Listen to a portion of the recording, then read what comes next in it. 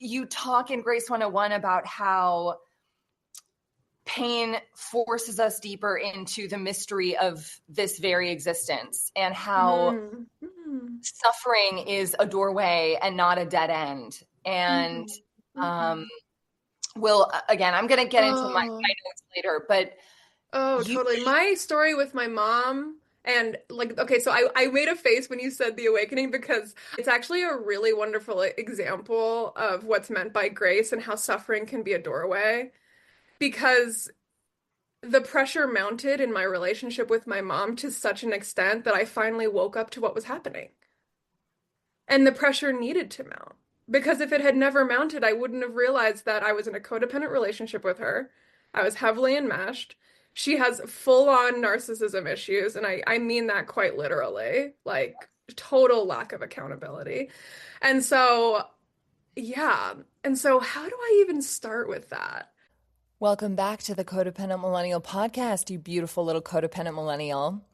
In this episode, I interview Hanna Williams, who is a spiritual guide of sorts, and she so generously shares her profound journey navigating the complexities of deep enmeshment with her alcoholic narcissistic mom and her spiritual awakening that happened as a result of going through all of that chaos.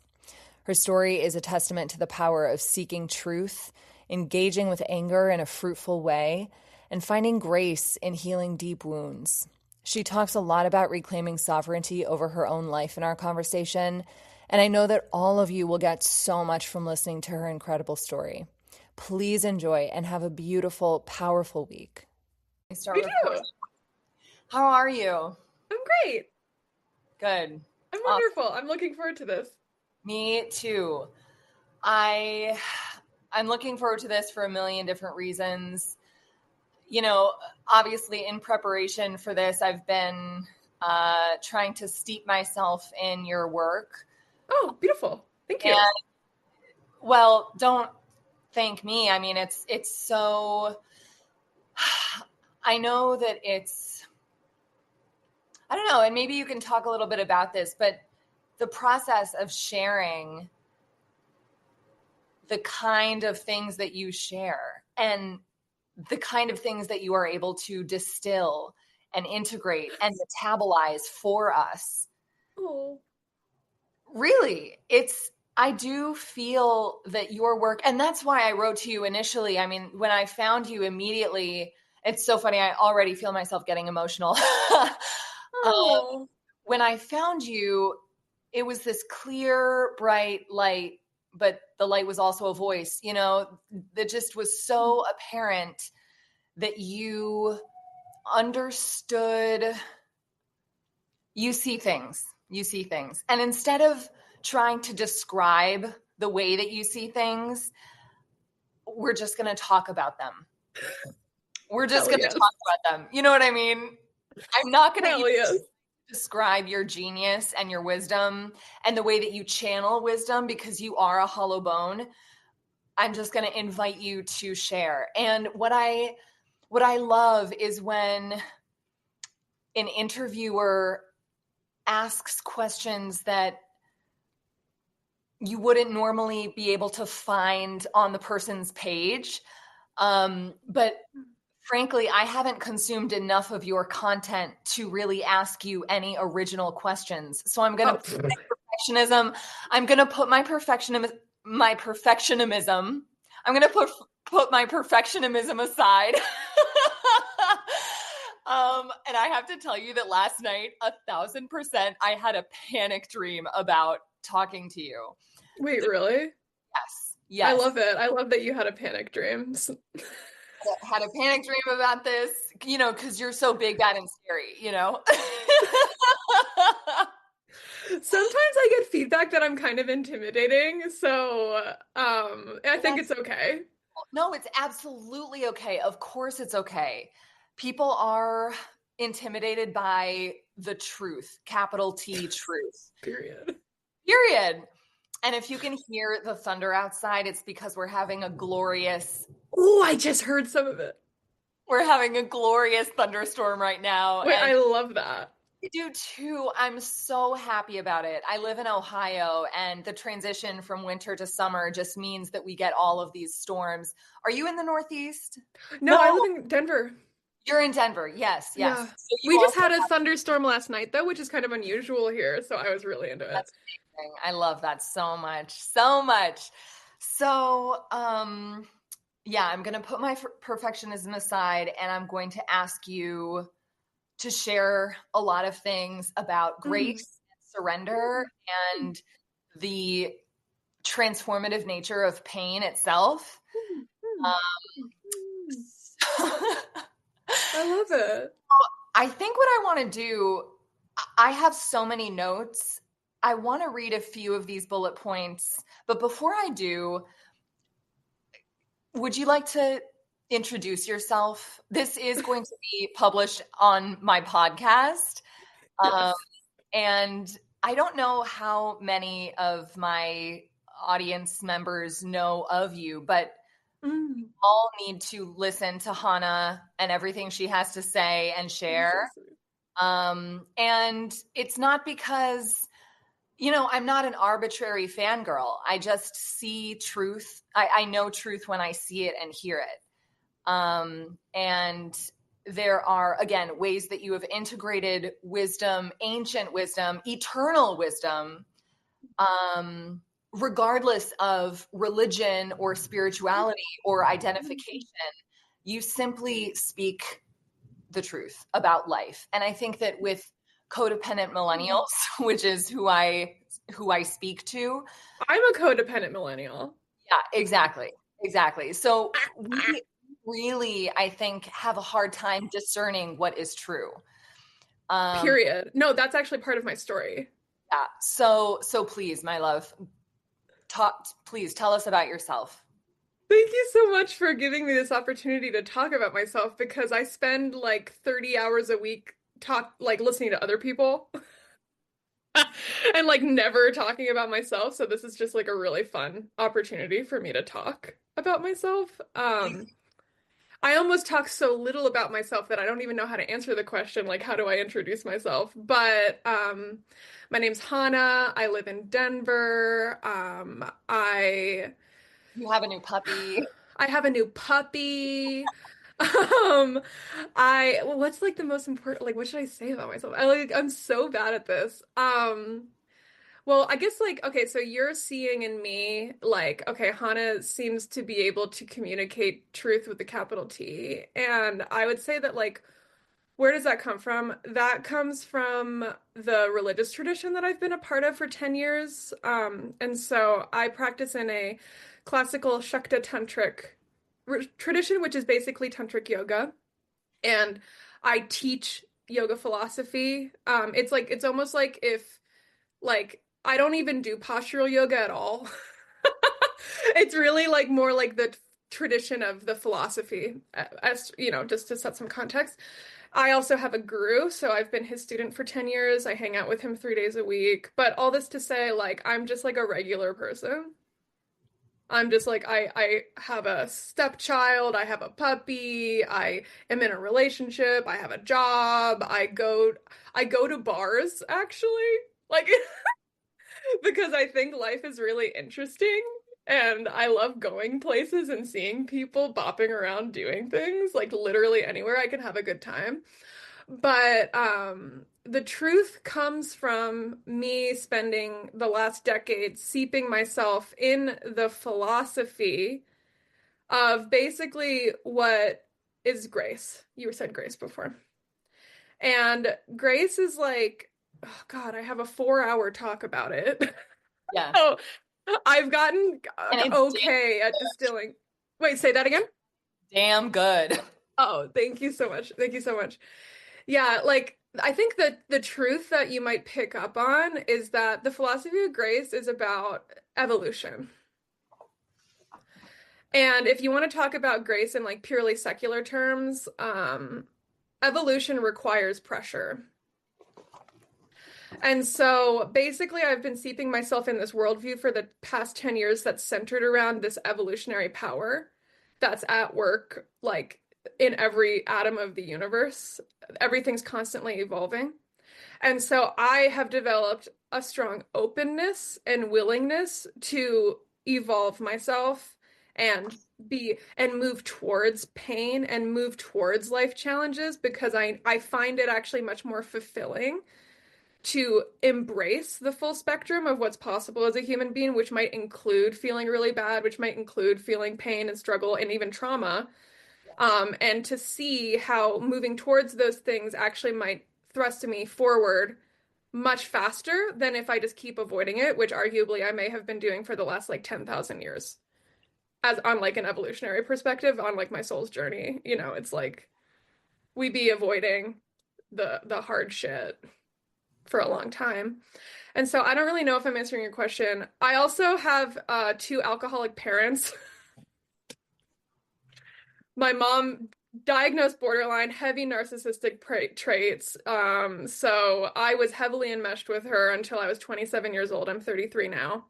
Heavily enmeshed. Heavily enmeshed. Like her well-being was my well-being, quite literally. She would be going through shit because she was very irresponsible. I would feel it in my body.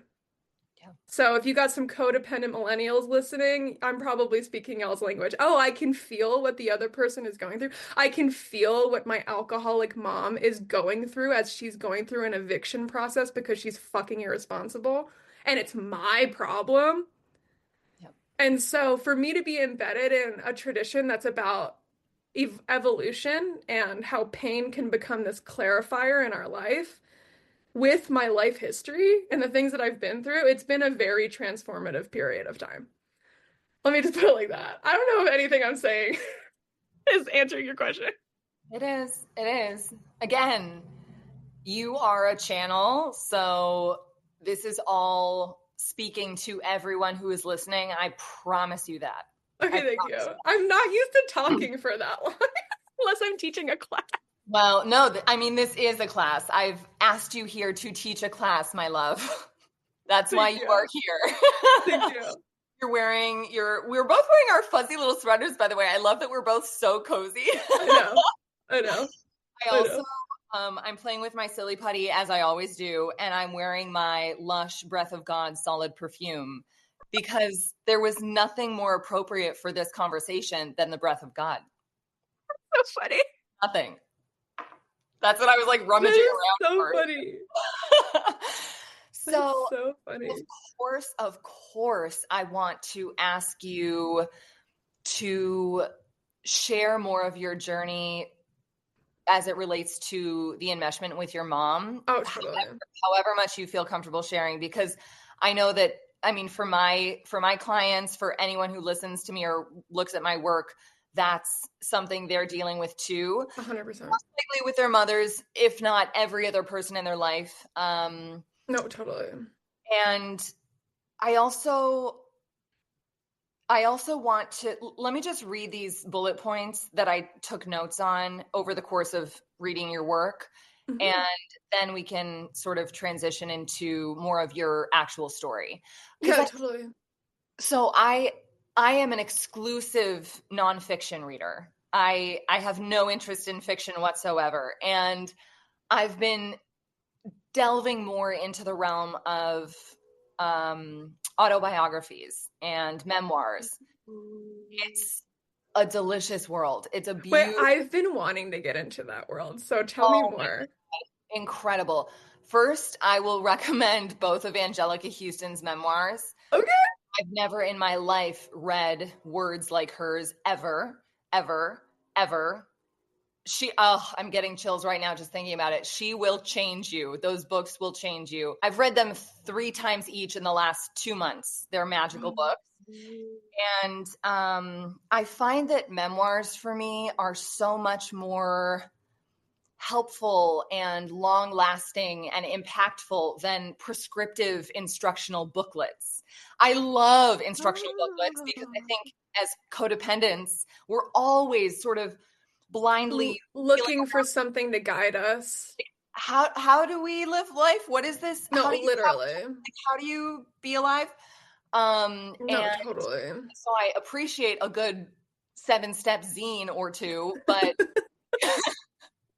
That's where my like self-help journey started, was like $2 zines at the skate shop, and then it evolved from there. But truly, I mean, the storytelling nature of memoirs, it information in your bones. So that's why I want you to sort of tell more of your story, because I think that would be so helpful for us than saying, all right, these are the 10 steps to setting boundaries with your mom. Like, no, 100%. Yeah, I find the storytelling really profound on multiple levels too, where it's like, you know what? This is so random. I'm just gonna say this. Like, you go on TikTok and you'll see someone sitting in their car telling a 17-minute story about their life. And people watch it, like 100,000 people will watch it. But it's because it's a story. There's like a little this isn't even like inner child stuff. It's like, but there's like a kid inside of us that sits up when someone's telling a story. It's story time. yeah. And I think there's almost like an evolutionary process there as well, because there has been research on how when somebody's telling a story, it like opens up a different part of the brain where you're able to kind of receive the information differently. You can receive. Yes. It's a different receptive quality with storytelling. And so I'm way into storytelling. When I teach courses, I usually tell a story if it's like a traditional folk tale. Yes. Yes. Or like in the beginning of Grace 101, I tell this story. Yes. And so I'm way into stories. And then also yesterday, I like was randomly thinking about like, I've always wanted to write a book. That's always been a thing that I've wanted to do, but I'm not like super rushing around it. I'm like, I actually don't even feel ready for it yet. But I think that the book that I would write would have more of like a memoir quality of like telling the whole story. And I just feel right now, like I'm 33, like the story is not complete. Yeah. I gotta wait for both of my parents to die. Yeah. Before I tell the story. Yep. 100% I need to wait for my parents to die. That actually just came in right now as being the thing that needs to happen. But anywho, so I'm totally with you on storytelling being very profoundly impactful. And so are you kind of, what part of the story are you wanting to hear? So right now, I would love for you to share about whatever awakening you had to go through, as you talk about in Grace 101. I know. You're like, which awakening? The one 5 minutes ago, the one 10 seconds ago? Like, but no, I feel you. You talk in Grace 101 about how pain forces us deeper into the mystery of this very existence, and how suffering is a doorway and not a dead end. And again, I'm going to get into my notes later, but totally. My story with my mom, and like, okay, so I made a face when you said the awakening, because I actually was thinking about the exact thing that happened. Great. And it was like 5 years ago. And it's actually a really wonderful example of what's meant by grace and how suffering can be a doorway. Because the pressure mounted in my relationship with my mom to such an extent that I finally woke up to what was happening. And the pressure needed to mount. Because if it had never mounted, I wouldn't have realized that I was in a codependent relationship with her. I was heavily enmeshed. She has full-on narcissism issues, and I mean that quite literally. Like, total lack of accountability. And so, yeah. And so how do I even start with that? Well, I think the way that I want to start with that is painting a picture of who my mom is. And so she was born in Västerås in Sweden in 1948. And her dad died when she was 10 years old. And after her father died when she was 10 years old, her mother remarried because it was the fucking 50s and she needed a man to survive. And the man that she remarried was cruel, cruel. Like, he physically and inappropriately abused everyone in the family. Very physical violence. And when my mom was 16, she stood up against him. And because she had this fighting power in her, I suppose, which I can admire in hindsight. And her mom kicked her out of the house. So her mom chose the abuser over her. So this is just like, we're setting the blueprint for my mom's fucking life here, okay? So my mom has this like heavily independent thing that she gets thrust into, 16 years old, When she's 18, she takes a boat from Sweden to Washington, D.C. And so she immigrates to this country when she is 18. And she works as an au pair in Washington, D.C. and like hangs out with like all of these like diplomats. Anyway, this is like irrelevant. But over the course of like 18 until I was born, when she was 43, so she was a little bit older when I was born, and I'm her only child. My mom was an alcoholic. She was an alcoholic. And I will never know why or what went on with her, because to deepen the story, my mom has alcoholic dementia. And so she currently lives in a memory care facility. This is almost like for teasing you with where the story is going. And so my mom spends like basically her whole life drinking. And you know the drinking was bad if you have alcoholic dementia. It's like literally what they teach you about in Dare, like the wet brain. Do they still do Dare now? Like I think that's a heavily millennial experience. I don't know, but I hope they're still making those iconic t-shirts. I fucking love those. So she has the wet brain. So you know the alcoholism was real, you know? And it's almost interesting for me to say that because I actually didn't even realize she was an alcoholic. This is the stuff with the truth. Like not knowing what's true. Yeah. Childhood gaslighting. I didn't even realize she was an alcoholic until I was in high school. She was the whole time. She was the whole time from before I was born. And the thing that made me think maybe my mom's an alcoholic was I was in her room and sometimes we would like trade clothes. Like I think I like needed a sweater or something. And I was digging through her cabinet and there was like a bottle of bourbon like in her drawer. And I was like it's like the meme with like the numbers flying through space. And I was like, wait a minute. Why would she be hiding the alcohol? And then I remember I told like my friend about it or something, or I told somebody else about it. And they were like, yeah, your mom's like an alcoholic. How do you not know that? It must have been a friend because my mom used to get really drunk at like parties with like all the mom friends. And then she would get really drunk and then just start ripping everyone a new one and being like, your daughter's a slut. Your daughter is a fuck up. Like what? Like she was a terror. Yeah. She was a terror. Okay, anyhow. So I grew up with the alcoholic mom. I grew up with a situation where we've got like literally me not even realizing she's an alcoholic when she's a flaming fucking alcoholic until I'm in high school just speaks volumes. Like I don't even know if I need to say anything more about how confused I was. And also the confusing experience of realizing in that moment, I mean, the sort of awakeness comes crashing down upon you. Oh, everyone else sees things clearly and I have the drunk goggles on. Like, oh my God, no, totally. So what else don't I know? No, what 100%. else am I wrong about? Disorientation, to say the least. No, 100%.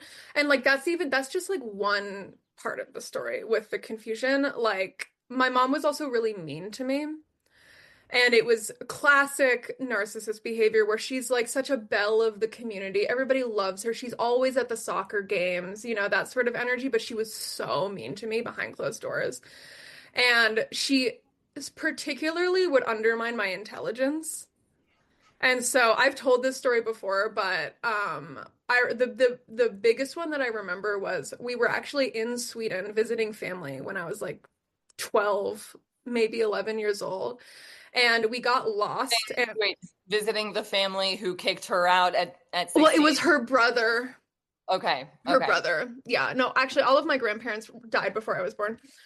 Cool. But yeah, we were visiting her brother. And we're driving to get to her brother's house, but we get lost. And this was like when you had a map. And I figured out how to get to the house with the map. And so I figured this out because I'm smart. And then I will never forget this. My mom looks over at me and she goes, "You're not a total moron." Wow. Like that sort of energy. Yeah. Like she can't let me win. Nope. She literally can't let me win, but she like pretends she wants me to win. It's so confusing. It's so confusing. But that's just like a story about like that general vibe. And so in general, that general vibe. And so Wait, you know that meme? I bring a certain abusive mom vibe to the function that nobody seems to appreciate. holy shit, that's like literally it. That's literally it. That's so funny. That's so funny. That's so funny. Okay, there's gonna be a series of It's my memes with life. that format after this Yeah. conversation. But so yeah, there was like a general feeling of like my mom thinks I'm stupid and she's always putting me down. She's also very obsessed with my appearance. Like Totally. inappropriately obsessed with my appearance. There was some covert incest sort of energy going on. Oh my God. I actually feel totally fine telling this story, by the way, so you don't have to worry about me. But I'm not worried. I'm never worried about you, okay, ever. good. Okay, good. Thank you. I have infinite love for you, and I am never concerned for you. Okay, thank you. No, totally. I want to make sure we're not being codependent with me telling my story. And so my mom's really mean to me. She undermines my intelligence. She puts me on a diet in the fourth grade, like that kind of energy. I have a fourth grader that I live with now, and I can't even imagine doing that to her. Oh, that's And abuse. it's I fully mean, abuse.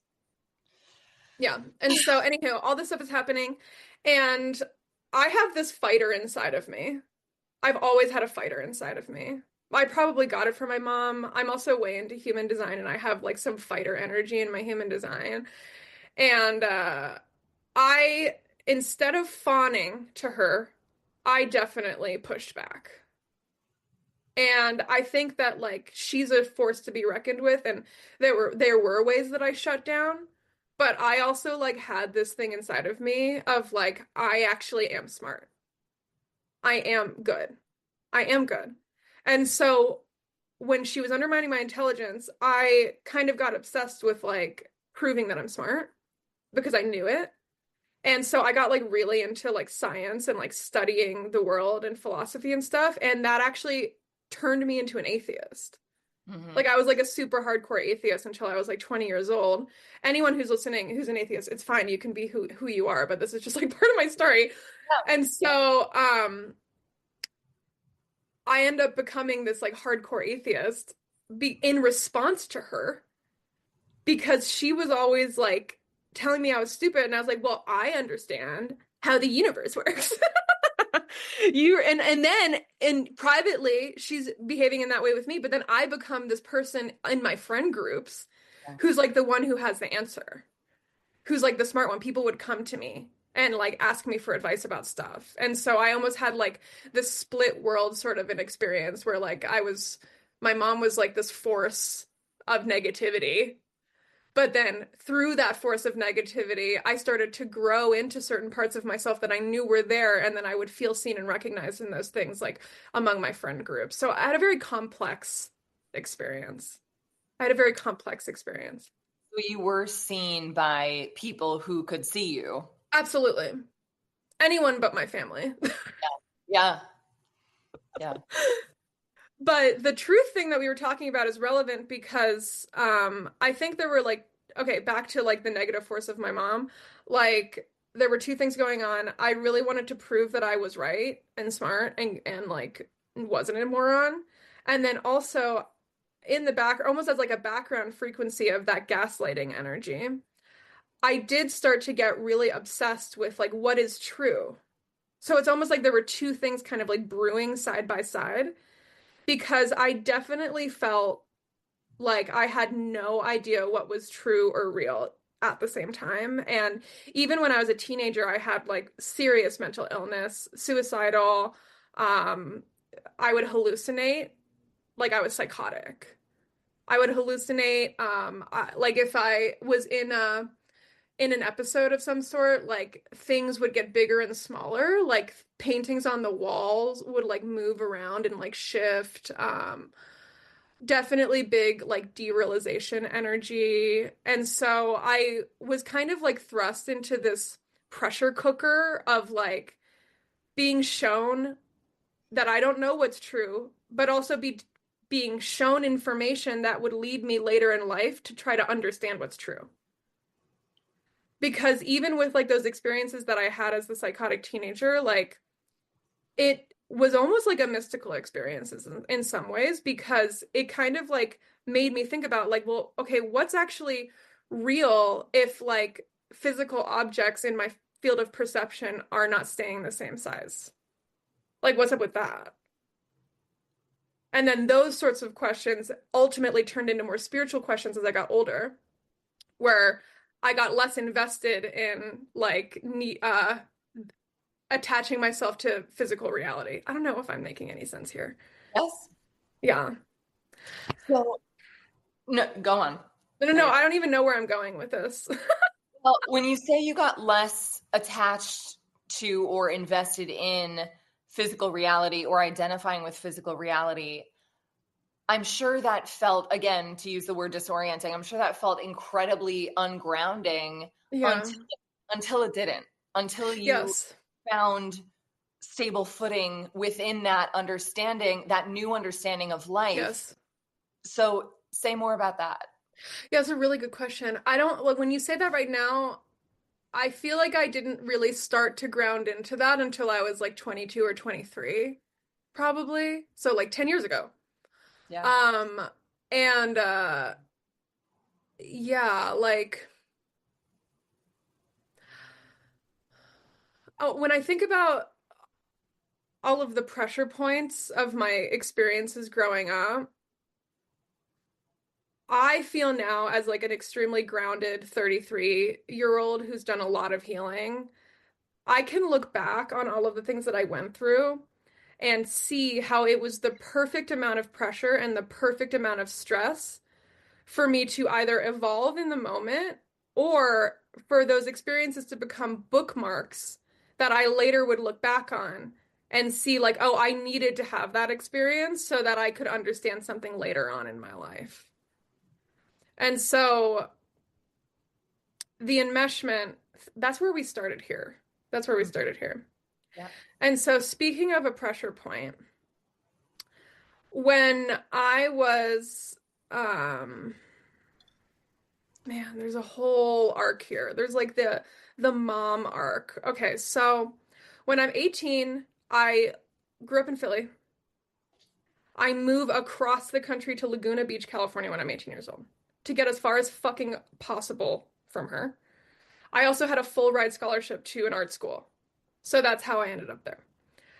I leave home, I get away from her. I basically spend from 18 until I'm like 23 trying to get as far away as possible from her. And I remained in a relationship with her. I would go to visit her. Her alcoholism got way worse after I left home because she was obsessed with me. And I also didn't talk to her anymore. And then she didn't know what to do with herself because she was like a 60-year-old woman who never went to therapy and, you know, that kind of energy. Um, and then also, yeah, like her alcoholism got way worse after I left home. I also wasn't really talking to her. Anytime I would stay with her, it would be really awful and dysregulating, because she would be drunk. Ugh.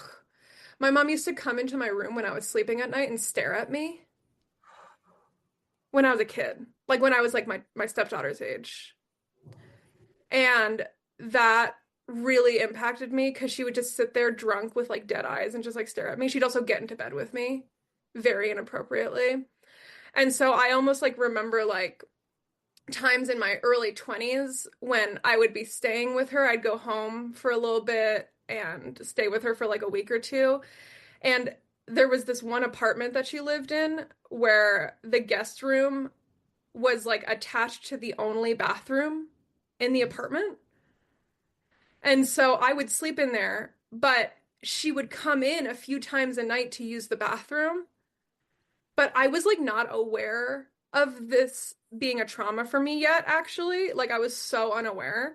And so like every time she would come in at night to use the bathroom, I would like jump up because I thought she was like coming in to like harass me or like do something inappropriate. And so like where am I going with this?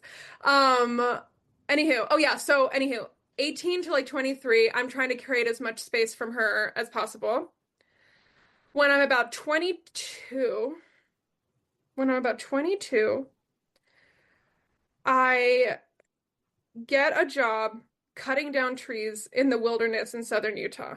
Okay. And I remember we would go on these stints where we would work for 8 days and then we would get like 10 days off. So it was actually really fun. But during the 8 days, we would go into the actual wilderness and there was like no cell service or anything. And so I would usually like have to kind of like let people know like I was going away for that period of time, right? And so I remember when I was 22, I'm going into the wilderness one time, and then right before I go, I get a call from my childhood best friend's mom. And my childhood best friend's mom is like, Hannah, I just wanted to like warn you about something that just happened. And I was like, what? And she's like, I just went to the movies with your mom. And when we went to the movies, it was me, you, and Sue, me, her, and Sue.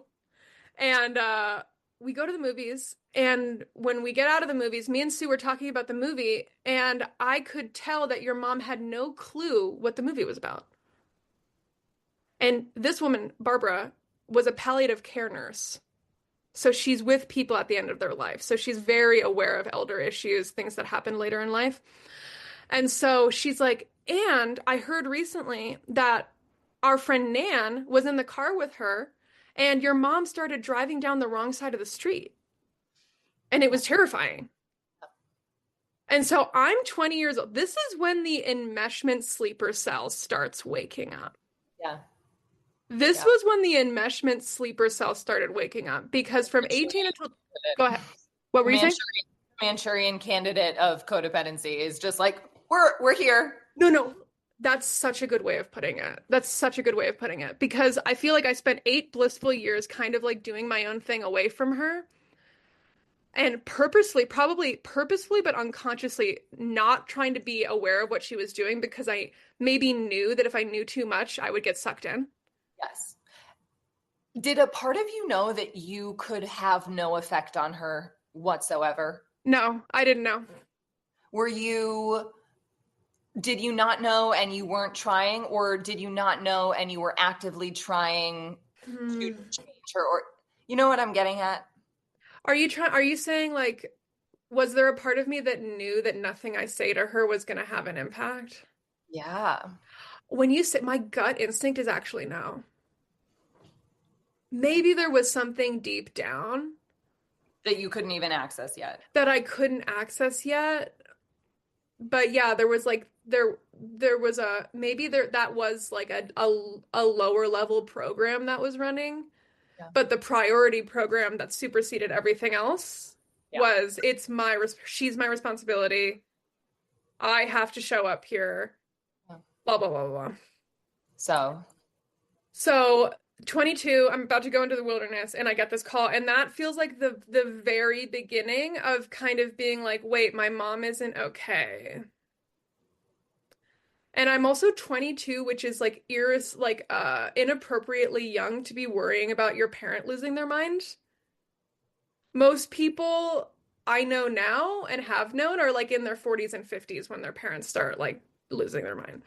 And so that was like really young to be going through that. And so I think that startled me awake. And then, so that's 22. And this is in 2014. Between 2014 and 2016, it seems like my mom's dementia is like accelerating. And I hear about it through her friends. I go and visit her and it seems painfully obvious. And then when I sit into myself, I cannot remember what possessed me to do this. I literally can't remember what possessed me to do this. But in 2016, my mom came out to visit me in Colorado. She had been living in Philadelphia. And I had already been out here for several years. And she comes out to visit me. She gets an Airbnb like 2 blocks away from my house. And it's literally just like a for fun trip. Oh no, now it's coming in. Now I know what possessed me. Oh God. It's a for fun trip just so that she can come to Colorado and see what's going on. I also know in the back of my mind she's kind of losing her mind, so I was a little bit nervous about it.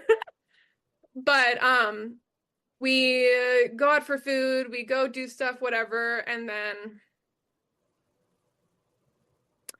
it was either the day it was when I was driving her back to the airport when she was leaving. And we're in the car and she basically is opening, it's almost like this energy of her like opening up to me or something, or like kind of like sharing her emotional world. And in so many words, she basically says, like, I've been contemplating suicide. Like, I don't really feel like there's a point in living anymore. And that if the sleeper cell got woken up in 2014 with the call, it was like fully operative as soon as my mom was threatening suicide. And so I immediately kind of like spur into action. And I'm like, okay, well, maybe you need to move out here. Maybe you can't live in Philly anymore. Maybe you need to move out here. And she, of course, if she was fucking yanking my leg just to get close to me, that was the exact response she wanted from me. Yeah. She wanted me to say, you should move out here. And I did. So she did. She did. And it was, oh God, it's so interesting how we do things so unconsciously, but consciously at the same time. Yes. Because I cannot say in good faith that I wish it had never happened, because now actually my life is 10 times better than it ever could have been if I had kept avoiding that situation.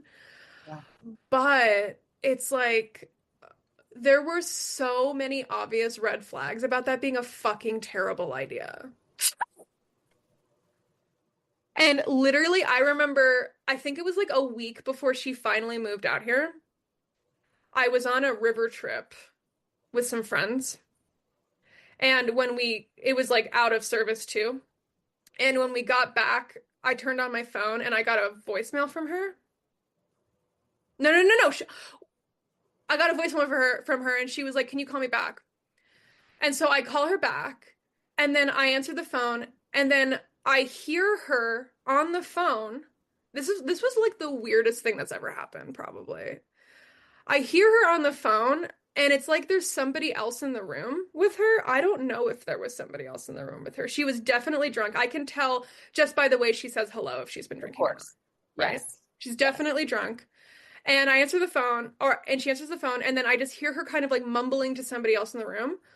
But what she's mumbling about is how fucking like evil I am. Yeah. And so she's literally like talking shit about me. Yeah. On the phone with me, but like seemingly to someone else in the room. Who we don't know was there. I don't even know if there was anyone there. Don't know. I don't even know if there's anyone there. And then I start just experiencing rage. I start experiencing rage. And I remember I was literally like in Salida in Colorado, this like river town, outside of like a burger restaurant, and all my friends are in there like eating food, and I'm on the phone outside with my fucking alcoholic mom screaming at her saying like, don't you dare get within 50 miles of me, you fucking psychotic bitch, like saying this kind of shit, which is my truth. That was actually all real and true. Yeah. That was actually all real and true. Don't get fucking near me, you psychotic bitch. I don't know what fucking possessed me to even ever invite you to ever be near me, let alone have my fucking phone number. And she's not even responding to anything, because as soon as I express my actual feelings beyond just being happy and polite, it's like over. It's fucking over. Right. And so that fucking gets nowhere. I haven't fucking realized how much that's not going to get anywhere yet. And it's the psychotic thing of like the alcoholic child, where it's like she's drunk, I'm freaking out at her. A couple of days later, we talk on the phone again. She doesn't remember any of it. Yep. So then you feel fucking crazy. And anywho, she moves out here. She ends up here. And from 2016 until 2018, I basically just like hang out with her 1 day a week for like 2 years. We go out to breakfast. But as that time passes, her dementia is accelerating still. Okay, that's like the other thing that's happening here. It was already game over. Like there's nothing you can do at that point. No, totally, totally. And it almost got like towards the end before the 2018 plot twist. It got pretty bad where like we would have plans to meet at the same breakfast place every Sunday. And then I would get to the breakfast place and she would call me and say like, I don't know where I am. She lived 2 blocks away. Yeah. Dementia. And no, totally. And she would call me and she'd say, I'm at Home Depot. I don't know why I'm at Home Depot. And so all of this shit is going on. I have like massive raging codependency issues that I'm not even aware of yet. So I make her lack of wherewithal my entire purpose in life. And so I'm constantly stressing. I'm experiencing health issues. My Crohn's disease started. Crohn's, exactly. Yeah. The symptoms started in 2016. I didn't realize though. Yeah. I didn't realize though. And so I'm super fucking stressed. The symptoms are getting way worse. She's lost on the way to meet up with us. I also tried to regain some semblance of distance from her during this period of time where I never went into her apartment. I kind of felt like it was too personal. I was like too in her space if I was in her home. Yeah. So the tiny boundary that I did develop was like, I'm not going into your house. This is foreshadowing, by the way. And so and so it comes to a head. The whole situation, the acceleration of the dementia, my worsening health, the stress comes to a head 2018 January, like 3 days before my birthday. And I get a call at 9:30 in the morning from a fireman. And he says, hey, I just want to let you know that your mom collapsed at the grocery store. And now she's at the hospital in Lafayette. So you got to go get her. And I will never forget that moment. That was the moment when my entire life changed forever. I can picture myself right now sitting on the corner of my bed thinking I was having a regular day. I was in college, by the way. I was getting ready to go to school. And my school and my education was really important to me. Yeah. And so it was almost kind of like I was constantly kind of like wrestling with what I wanted to do with my life. Yes. And what she wanted me to do with my life, which was be her caretaker until the end of her life. Yes. To be her mommy. Yeah. And so I'm literally sitting on the edge of my bed. I have to not go to school. And it was probably like my favorite class or something that I was missing, you know, knowing my luck. And I go to the hospital. I see her there. She's happy as a clam because she loves being at the hospital because everyone's taking care of her. Yeah. Everyone's taking care of mom.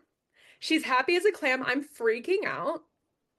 And I get there and the nurses are like, okay, so here's what's going on. Your mom clearly has cognitive impairment. She's not allowed to drive anymore. This is where it like is really getting dark. And I'm like, what do you mean she can't drive anymore? And they're like, yeah, it would be like very irresponsible for her to have a driver's license. Like she's gonna hurt someone. And I was like, okay. And then I'm standing in the window. It's like a movie. And I'm looking out the window and like the cogs start turning and I'm like, okay, she can't drive. Okay. I have to drive her now. Oh, I'm going to be her driver now. I have to take her to the grocery store. I have to take her to the doctor. I have to take her out just so she's not rotting in her house. I have to do everything. In hindsight, I didn't actually have to do any of that. This is what's crazy. I actually had a lot of choice in how that situation could have been handled. But that sleeper cell codependency programming was so fucking loud that that's the choice that I made. Because I didn't realize that was the only choice I felt I could have made. Thank you. It was the choice you made, quote unquote. You didn't make the choice. Your codependency made the choice for you. That's right. No, 100%. And so January 2018, I become my mom's full-time caretaker. Mm-hmm. And I also had to make a decision when I was standing in the window very dramatically. I was like, I have to either quit my job because I was also supporting myself full time through college, or I have to quit college because there's only so many fucking hours in the day to be your abuser's chauffeur, like quite literally. And so I was like, okay, what do I do? So I quit my job and I literally ate rice and beans for the rest of the semester until my landscaping business picked up again because I ran my own business at that time as well. I would do like other work in the winter so that I could just pay my bills. And I quit my job and then I descend into probably the most intense period of existential depression I've ever experienced. Because how could you Until, not? no, totally. It was literally like people pitied me. Yeah. People pitied me. Like, oh my God, you're like 23 and you have to like take care of your mom and your mom's kind of a handful. Your mom's a bit of a handful, you know? And so, all this to say, there's other stuff going on here. I'm part of my ashram tantric tradition during this time, actually, because I met my guru and I started going to the ashram in 2015. So, this is 2018. And so this whole time in the background, I am meditating, I am doing spiritual practice, I am going to the ashram, and that's like a thing that's kind of been going on in the background. Also in the foreground, I wouldn't say that I made my spiritual life my 100,000% foreground until 2018, though. Because it was almost like life didn't get bad enough yet. Yeah. Life literally wasn't bad enough yet. One of my first and favorite therapists reminded me that it's not ethical to save someone from their rock bottom. Oh, shit. I no, hated, that's so real. hated hearing that. Did not want to hear that as a deeply codependent 20-something. No, 100%. Oh, no, that 100%. And then it's also so healing in certain dynamics to let people be at their rock bottom. Oh my God. Oh my God. And so, yeah, like my rock bottom was probably 2018, because I'm 23, I'm taking care of my abuser, I have no friendships. I mean, I do, but like I never hang out with my friends because I have to go over to my mom's house. You know why she collapsed at the grocery store? She was double dosing her medication. Yeah. Because of the dementia. Yeah, exactly. And so that's fucking terrifying. And so part of the reason why I was there every day was to make sure that she was taking her fucking medication correctly. So I would administer her fucking medication for her. Well, yeah. I was her nurse. Yeah. And by the way, my mom's loving it. Yeah, of course. I know. She wants me to take care of her. Yeah. She birthed me so I could take care of her. That is correct. That is correct. That I've never said something more true in my life. My mom gave birth to me so I could take care of her. I know. Okay. And so it gets really, really dark, really, really dark. And I'm definitely having a lot of suicidal ideation coming back after so many years of like kind of feeling stable, having a lot of sleepless nights, kind of obsessing over her and how I can fix her situation. And these sorts of things, very restless, Crohn's disease symptoms popping off. I don't realize that's what's going on yet. And then it comes to a head and I tell my guru is aware of what's going on. Because I see him like every week. And he's like, why don't you do this mantra? It might help you during this difficult time. And so he gives me a flash drive that has the mantra on it, like 21st century yoga tradition. And because it's kind of difficult to pronounce. And I get home with it. I'm like ready. I'm fucking ready for a solution. I'm like, Jesus, take the fucking wheel. I'll do anything at this point. And I put the flash drive in my computer. I upload it to iTunes and I press play and I hear my guru's wife pronouncing the mantra. And instantly I feel this like wave of calm coming over me. It was like this perfume emanating from the speakers and just like engulfing every sense in my body. And it literally like thrust me into like an immediate state of meditation that lasted like a few minutes. And I was like, oh my God, that was like the first bit of relief I have felt. in like a very long time. And so that was me just listening to the mantra. And so my practice was to recite it on a mala. Okay, this is like a traditional yoga thing. And so I started doing this mala every single day, and he told me to do it every day for 30 days. And so I do it every day for 30 days. And magically, I start kind of like being able to handle what's going on in a new way. And I gained new insights. Like I got a little bit more creative. I got a little bit more adaptable to what was going on. I started to realize like, okay, like maybe I need to like run on the elliptical for 45 minutes before I hang out with my mom so I don't fucking strangle her. Like I started to kind of get a little bit more responsible with like my part in the dynamic. I also started to just kind of feel this like low level feeling of like I'm good, I'm okay. And this was when I was in college, and I remember I was like walking through like the cafeteria or something, and I remember I had this thought. I was like, okay, am I like a total sociopath, or is yoga like working for me? Because I was like feeling like shockingly equanimous, like shockingly calm.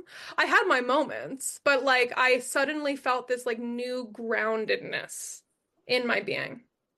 And I attribute that to just kind of like the quality of the mantra, which was it's a very heavily purifying mantra. So it purifies the subtle body. And so I think it was I almost kind of like a lot of like the debris and the detritus of my subtle body started clearing up.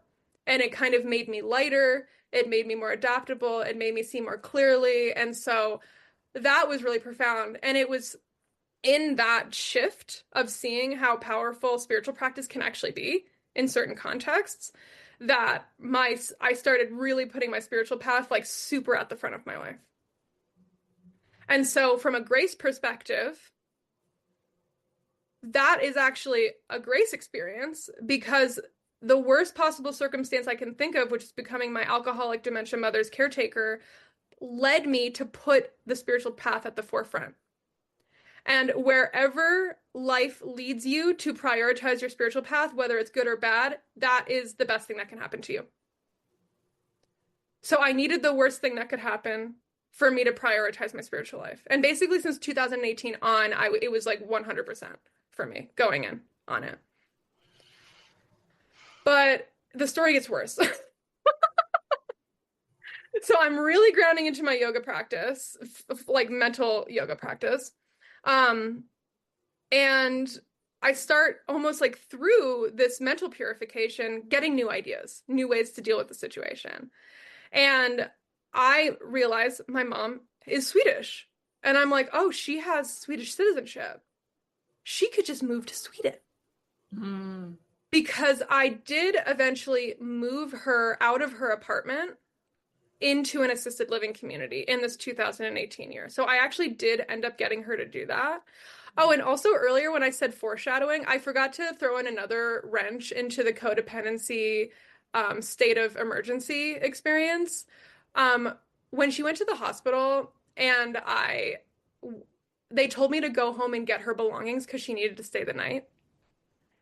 And so I hadn't been in her apartment in over a year. Yeah. Okay. What do you think I'm going to say? I have a few ideas, but I'll let you tell the story. It's really fun telling the story to somebody who completely understands the dynamic. And so I go into her apartment. By the way, I can smell the apartment 20 feet away from the door. That's what I thought you were going to say. It smells putrid. Yeah. In fact, if I smell this smell now, like 7 years later, it will make my skin crawl. Okay. Yeah. I walk in, the apartment is trashed, quite literally, in the sense that there are just full bags of garbage lining the floor. Lining the floor. My heart sinks, it pounds, I freak out. Yeah. She's living like an animal. You have a reasonable reaction to an absolutely unreasonable scenario. That is the perfect way to put it. That is the perfect way to put it. How could I not? It's horrifying. It's again, another example of your sanity. Totally. No, literally. No, because I was awake at the same, like, it's like, this is what we're talking about, the complexity of being conscious and unconscious at the same time. I was definitely awake to what was going on. And then the irony is that I'm there to try to make her an overnight bag. And I'm like, where the fuck is anything? Her toilet looks like it hasn't been cleaned since she signed the lease. Yeah. The laundry room is literally just a pile of clothes. Like, I was like, what the fuck do I bring here? Everything in here needs to be sanitized, frankly. Yeah, literally burn I it don't down. know what's clean. No, like the house needs to be fumigated. And so anyway, woo, that was really upsetting. And so that also stoked my urgency to respond to her and become the full-time caretaker. It took me like a week to clean out the apartment. And I did it. She didn't help me. She sat on the couch. Obviously. Oh my God, it's so fucking stupid. Yeah. And so I end up moving her into the assisted living community. 2018, like this is many months after the incident at the hospital. And I don't know if anyone listening or you understands the state of elder care in the United States, but in order for somebody who's like lower income to be able to stay long-term in an assisted living community, they have to give all of their money to the community. It's so fucked up. It's horrible. It's called spend down. So my mom was on Medicaid. And so in order for her to stay on Medicaid and have what they call a Medicaid bed in the assisted living community, she had to spend down the rest of the money that she had. Yeah. My mom didn't have a lot of money. No. But that money would have been very fucking useful. Yeah. To do other things. It was like 30 grand or something. And so anyhow, I get her into this assisted living community, but assisted living lasts a week and a half. Wait, say that one more time. Oh, 30 grand. Oh no, 100%. No, it was gone. It was gone. And so I get her in there, but there's also like this kind of really dark and depressing feeling of like, okay, we just found her this place. They took all of her money with the stipulation that she's staying here for the rest of her life. But it really did not seem like the place for her.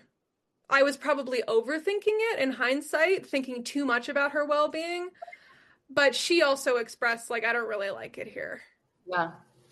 And so my cogs start turning, and that's when I finally realized, like, oh, she has Swedish citizenship. And so she can go to Sweden. And so and then get taken care of she'll have more family there who actually love her more than I do, frankly. And, like, they have, like, a better social system. And so, I posit this idea to her and she's gung-ho about it. She's like, yes, which I was like thrilled about. Wow. I was thrilled about it. And so I spend probably 3 or 4 months doing all the bureaucratic shit to get her over there.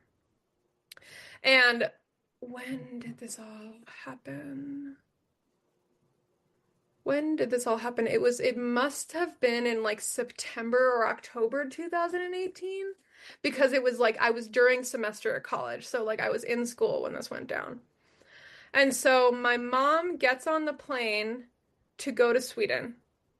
I drop her off at DIA, Denver International Airport, and she is about to travel internationally by herself. So I'm freaking out. Yeah. But I remember like letting her go at the airport was ecstatic. I was ecstatic. I was so excited. I spend the next like 14 hours waiting to hear from her brother to say we got her. And they did. They got her. And I basically spend the next 3 weeks experiencing levels of bliss that I didn't know were possible. Yeah. I didn't know it was possible to feel that good. I have this one memory of me biking to school from my house. And I'm just like listening to music and like fist pumping and being like, I love being alive. Like my mom is in a different country. She can't talk to me. I was like so fucking happy. It was probably like the most intense happiness I have ever experienced in my life, which sounds kind of sad saying that now, but like it was a very specific flavor of happiness. Doesn't sound Story sad. gets worse, by the way. Yeah. The story gets worse. So we're going to keep going. So 3 weeks go by and I get a call. No, 3 weeks go by. Oh God, Sophie. 3 weeks go by. I'm getting ready for school again. It's the morning. I look at my email and I see flight itinerary from my mom from Stockholm to Denver. No explanation. Just like an email. Oh my God. And so for 3 days later. For 3 days later. And if the call from the fireman was bad, this is probably like the worst feeling I've ever felt in my life. Yeah. Yeah. No escape.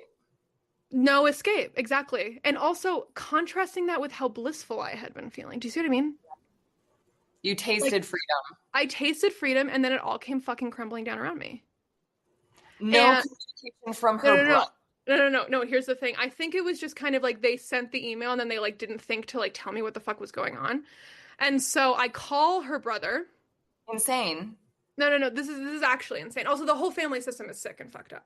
Yeah. And so I call her brother and I'm like, what the fuck is up with this itinerary? And he says, okay, Hanna, here's what's going on. There's multiple things happening at once. First thing is that your mom would go to interviews with the health administration to see if they can put her in housing. And every time they would ask her if she has dementia, she would say no. Yeah. And legally, they can't put her in housing unless she sees in herself, which is so fucking stupid. Insane. That's not and even... then they wouldn't hear it from her brother either. That's not how dementia works. I have a feeling it's because she left the country for 60 years. Okay. And they didn't want to fund her. Sure. I'm dead serious. I think there was like something about that of like kind of like you haven't been paying taxes here and now you're going to come back. Which is actually kind of a fair point. And so that's the first thing. The second thing, he goes, your mom has been a terror in our home.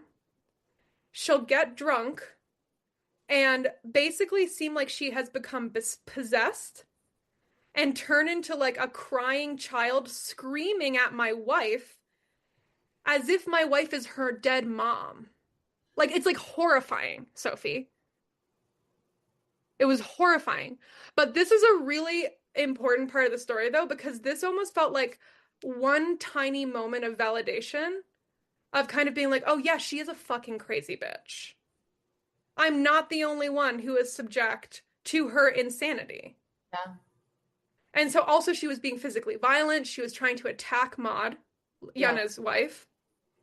And so they were like, she's in a hotel right now. We can't even have her in the house with us anymore. So she needs to leave in 3 days. We cannot take care of her. We cannot live like this. The government doesn't want her and we don't want her. Talk about a lifelong abandonment wound. And so I resigned to what's going on. Yeah. There's nothing I can do.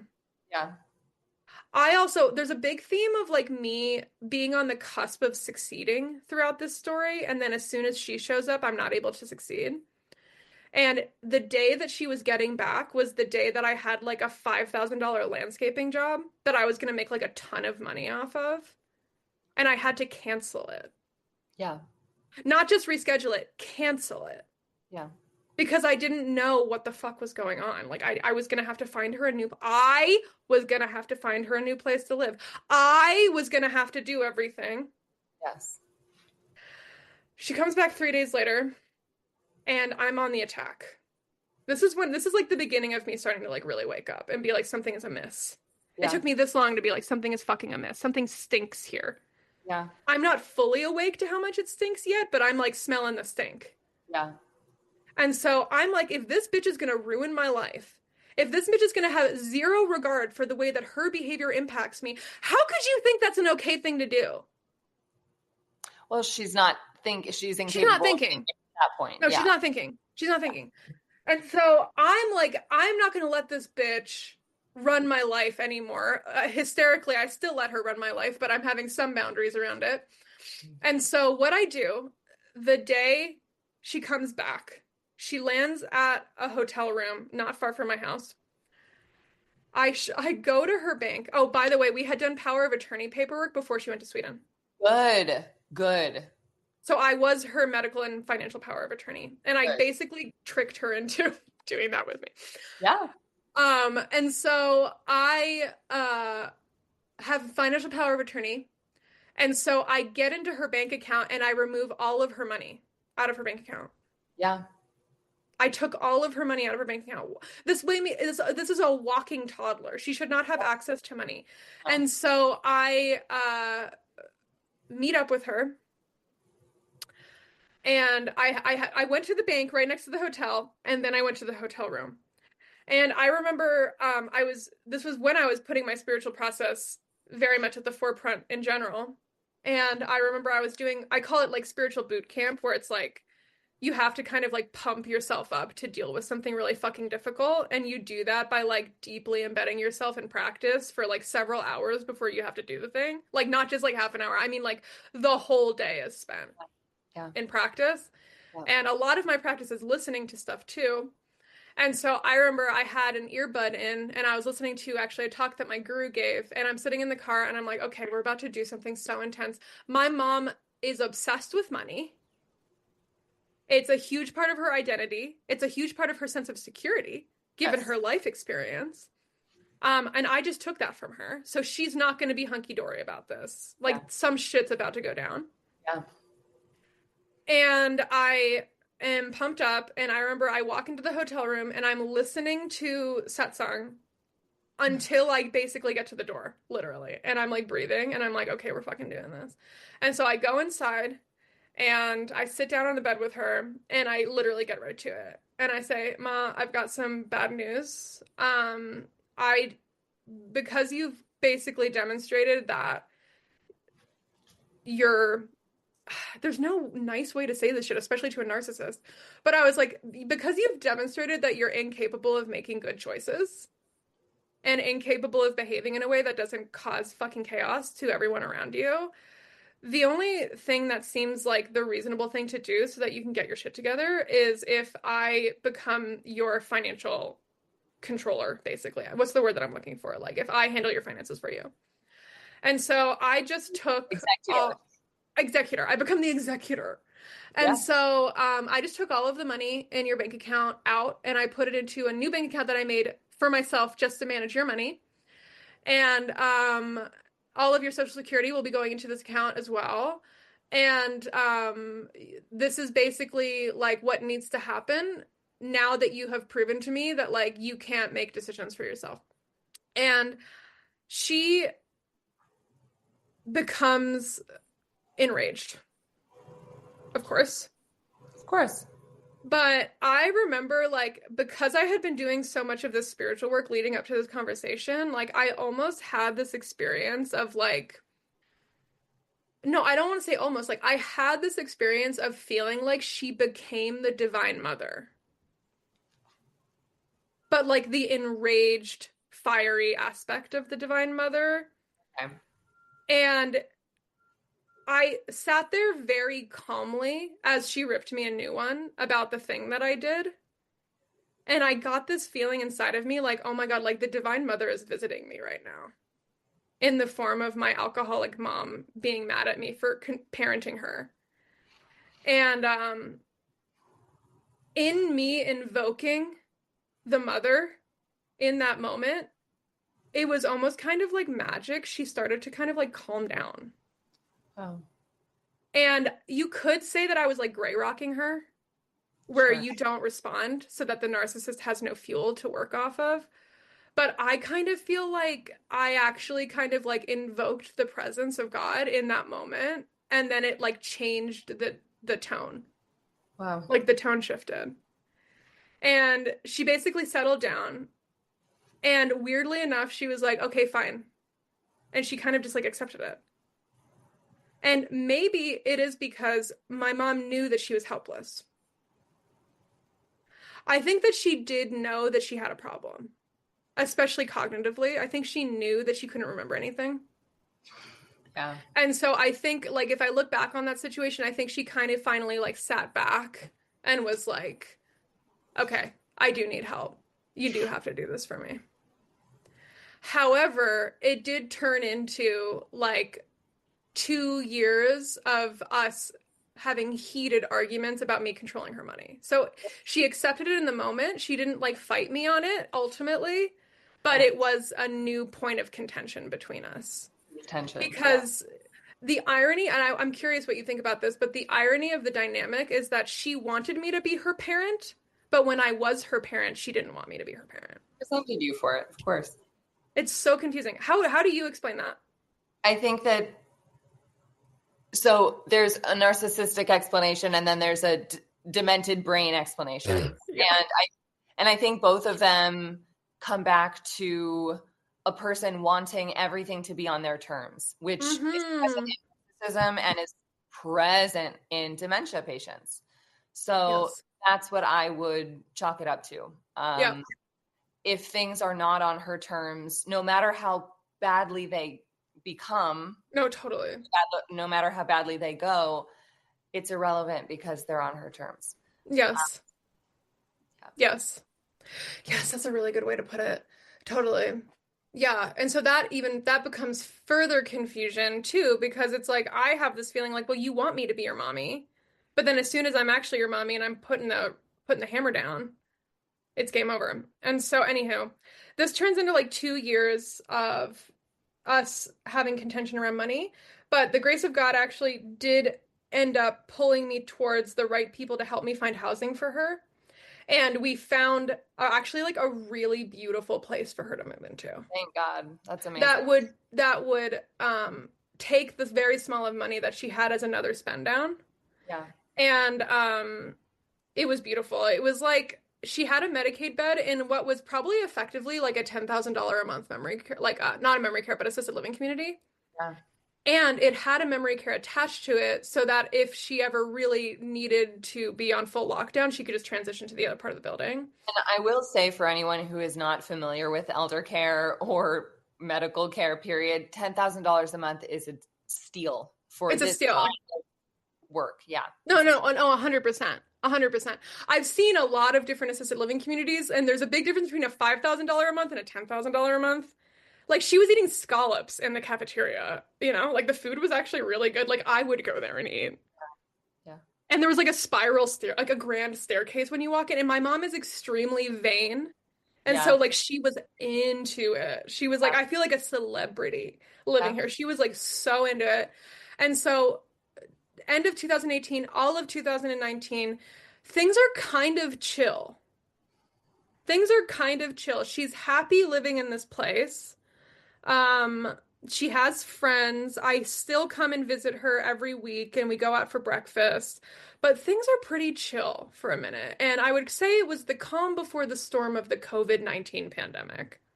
The story's not over. We're almost there to when the real awakening happens. We're almost there. So COVID-19 happens March 5 years ago. Holy shit. Feels like yesterday. And I had been seeing her every week for like years now, except for that 3-week stint in Sweden. And so lockdown happens. Nobody's allowed to go anywhere. She was in Sweden for 3 weeks. 3 weeks. Yeah, I get how that's landing just now about how horrible that is. Yeah. It was 3 weeks of relief. Great. Yeah, between 2016 and 2020. So COVID-19 happens, lockdown happens. Everyone else is terrified. I am terrified. It was a very, very, very scary month. March, April, May 2020. Very scary, very uncertain. Everyone else is upset. I'm thrilled. I don't have to hang out with my mom. I am thrilled. The first 3 months of the pandemic, I actually was loving it. So I was scared at the same time, but I was also loving it because I didn't have to hang out with my mom. And I also had a landscaping business, so I was working outside all day. I didn't lose my job. And so I was kind of just like a little garden angel jumping around being like, ooh, I'm hanging out with my mom. Like, everyone's on lockdown. I'm also terrified, but like, whatever. And that is just really great. Really, really great. May comes around 2020, and I get a call from the director of the assisted living community. And this is like on a Friday, and it's like at the very end of my workday. And I get on the phone with her and she's like, Hanna, you need to take your mom for 3 days. And I'm like, what the fuck do you mean I need to take my mom for 3 days? And she was like, your mom needs to come home and stay with you for 3 days. And I'm like, why? And she's like, well, here's the thing. We're in lockdown. We all know that your mom has dementia. We know this. We're aware of that. We're not allowed to tell her she can't leave the building legally. And so she keeps leaving every day, multiple times a day, to go to Walgreens, to go to the liquor store, get more wine. Yeah.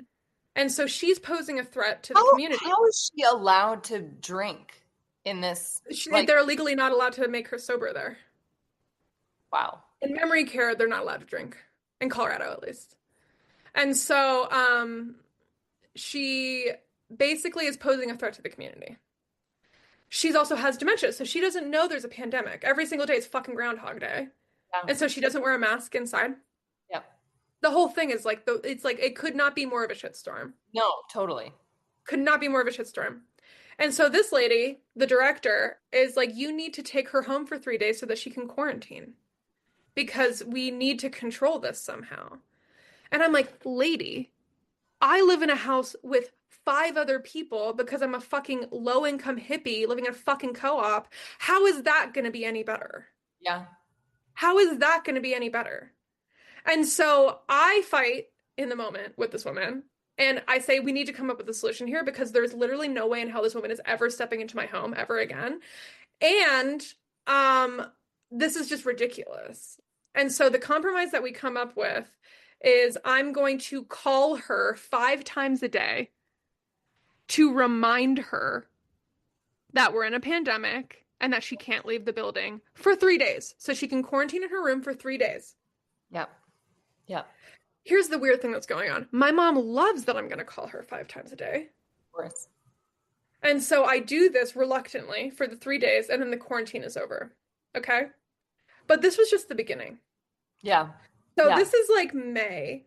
June comes around, July comes around, and I eventually get an eviction notice from the assisted living community. Okay? Holy shit. They're like, she can't live here. Not only is she not following COVID protocol, she's also becoming very aggressive. Anytime anyone tells her to put on a mask, she'll like throw things at them. Yeah. My mom is like that. She's unintentionally anti-masking through her dementia. It was hysterical, actually. Yeah. And so, and so the eviction notice comes, and this is when it all really starts accelerating. And I'm like, okay, well, she's going to end up in another assisted living community, and the same shit is going to keep happening. And so basically, all of this shit's going down. This is when I start finally loosening the reins on me needing to be the person who figures out everything for her. Because somehow in this eviction notice thing, I called the ombudsman. Yeah. Which is like, no, yeah, I called the ombudsman. I could have done that fucking 4 years ago, whatever. And so I finally fucking called the ombudsman, which for anyone listening, that's like the regional elder care advocate. And I tell him what's going on, and he's like, oh, well, what does her social worker think? And I'm like, what do you mean, what does her social worker think? And he was like, she has a social worker. And I'm like, what? You're like, bitch, I am her social worker. I am her social worker. I've been for my whole life, yeah. I am her social worker, but she's part of this like Colorado Medicaid elder Medicare thing called Innovage, where she's assigned a social worker. And she had the social worker this whole fucking time, and I didn't know about it. Oh my God. Oh my God. It wasn't literally signed her up for one. It was that she had one. She had one the whole time. So she had one the whole time. Please tell me this story ends with you burning down a government building. No. Okay, the story, the climax is actually fucking insane. I want it to be violence. She's arsoning herself. Let me give you some foreshadowing. And so, I find out she has a social worker, and the social worker is a fucking angel sent to me by God. And this angel is like, this assisted community is completely out of bounds. What they're doing is illegal. You can't evict somebody who is an elder in Medicare housing who doesn't already have another place to live. Yeah. So she has to go through like interview processes to find all these other places. They also are not allowed to evict her until they do like 5 different strategies to get her to stop doing the behavior that they want to change, including medicating her and like doing all this other shit. This woman was a fucking angel. And so we end up going into like a 3-month eviction battle with my angel social worker on my side. And we're able to keep her there for several months. However, she did say they have to like try at least 5 different strategies to change the behavior before they can actually follow through with eviction. And so we tried all of them. And there was one final thing to try. And it was like the boss level thing to try. And we were in like a very tense Zoom meeting trying to figure this out. And basically my social worker said, okay, maybe the last thing we need to try is forcing her into sobriety. Yeah. Because you don't say. Yeah, no, totally. Why is it taking this long? That's option number 1. What is wrong with these people? I know. Anyway, this is just what happened. And so forcing her into sobriety. And so the final agreement was we're going to force her into sobriety. And I'm going to remove all of her money so she can't go to the liquor store and buy anything. Yeah. And so if her behaviors change within 2 weeks of being sober, she can stay. If not, she's got to go. And so this is like everything is like really churning up now. And so I remember I had a conversation with her on the phone after this meeting, and I was like, Mom, I know you love this place where you live, which is true. And I really want you to stay there. And the only way you're going to be able to stay there is if you quit drinking. Otherwise, and this was true, I was not making this up. Otherwise, your other option for housing is moving into a group home where you will have a roommate for the rest of your life. Yep. Because that is the only other place in the Denver metro area that will fucking take you. Yeah. So this is fucking serious. And she agrees on the phone with me after the meeting. Thank God. But of course, the day... that? No, I should have. Always. The day I go to remove the alcohol from her room, I call her and say, Mom, I'm coming down. I'm just letting you know I'm on my way to do the thing. And of course, she's like, what do you mean you're doing the thing? And we get into like a screaming argument on the phone. And so that was actually a message from God, I think, because it was also like a reminder. It was almost like the beginning of me finally realizing this person cannot be reasoned with. No. This person cannot be reasoned with. And so I do drive down there because I have to do the thing no matter what. I park, and I remember I sit in the car and I'm like, okay, I gotta keep my cool. But I also kind of like had this feeling like something's about to happen. Yeah. Like something's about to happen. And so I had not walked into the assisted living community since March 2020. This is like September, October 2020. And so it had been several months since I had even been in there. I hadn't even really seen her this whole time. I had just been talking to her on the phone. And so I show up, I walk into the community. They let me in because of the emergency that's happening. Nobody else has been allowed in. Totally. And by the grace of God, I swear to God, God like plucked her up and just put her right in the foyer.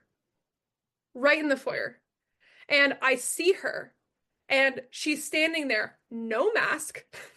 Yeah. I had been on the phone with her for months, and she's telling me, oh, I'm always wearing my mask. I'm always wearing, you know. I see it with my own 2 eyes. She's standing there looking like a fucking stupid baby.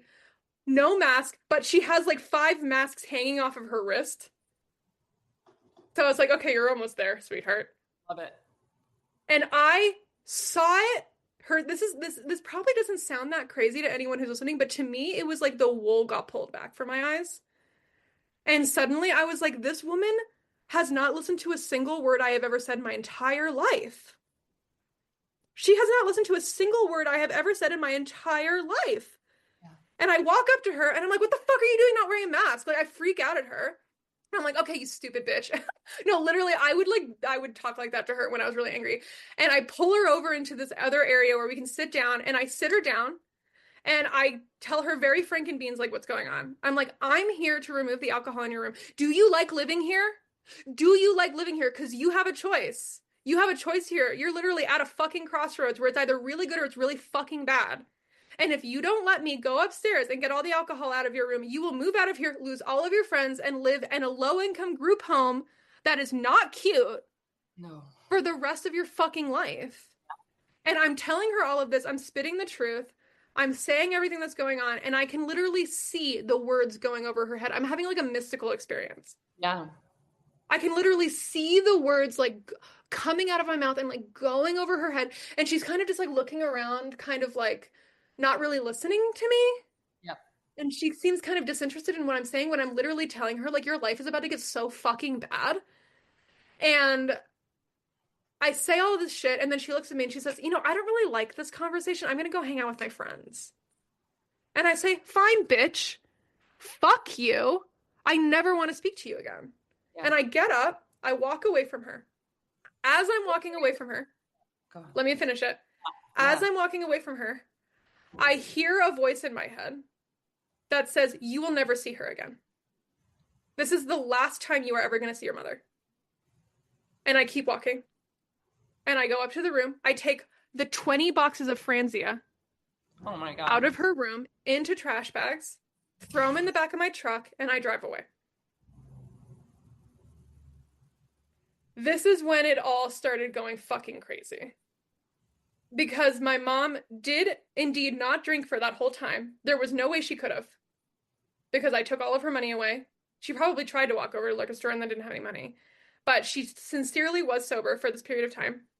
None of the behaviors change. Yeah. None of the behaviors change. Yeah. So they fully evict her.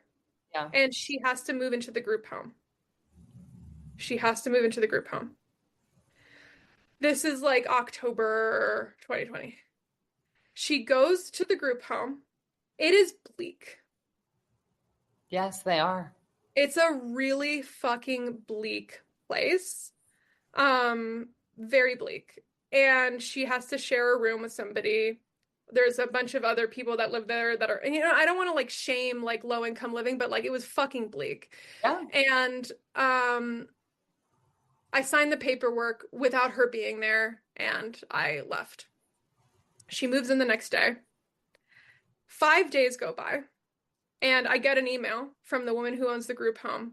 Another eviction notice. I'm not kidding. Another eviction notice. And I was just kind of like, where the fuck is this person supposed to go? Where the fuck is this person supposed to go? Yeah. This is when the real awakening starts happening. This is when the real awakening starts happening. I'm sitting in my house and my partner at the time is in my bedroom with me. And I'm Googling, like, do I have a legal responsibility to take care of my parent if they're like a really terrible person? I finally Google this. Yeah. I finally Google this. And I come across like an elder care forum where somebody asked the exact same question. And I start seeing all of these people telling stories about their parents, and it's the exact same story. And then I start seeing people say, like, yeah, like my parent is like a total narcissist. Like my parent is like an alcoholic narcissist with dementia, and like I feel like I cannot take care of this person. It's going to kill me. And I'm reading all of this. This is so funny in hindsight. I'm reading all of this. I'm like, my face is glued to the screen. I feel seen for the first time in this whole fucking ordeal. Also, remember, I'm like very young. So I don't have any peers that are going through this. 24? I was, at this point, like 27 or 26. 26 or 27. And I look over at my boyfriend and I'm like, I think my mom's a narcissist. And he looks at me and he's like, you didn't know that? And I'm like, what do you mean? Like, it was the same thing with the alcohol when I was in high school. When were you guys going to tell me? When were you guys going to fucking tell me? Am I the last to know? Yeah. And so this keys off what I call my archaeological era, where I suddenly start asking everyone who knew my mom about her. I call my dad. He tells me crazy stories about when they first got married and how she was clearly a narcissist, but he dealt with it. He has his own shit. Yeah. Like stories of them being at dinner parties and him telling the truth about something she did and then her freaking out. Yep. Like stuff like that. Don't you dare so around a narcissist. No, totally. Don't you dare actually shatter their veneer. Ooh, no. Don't do that. And so all this stuff is happening. There's the eviction notice, by the way. I want to finish this because it's almost done. And I call the ombudsman after I get the eviction notice 5 days after she's there, which is fucking insane. And I tell the guy, like, okay, the reason why she's getting evicted again is because she's being really violent and aggressive with everybody in the group home. She's slamming doors on people's fingers. She's triangulating with the men there, trying to get them to give her money, using her feminine wiles to control the situation.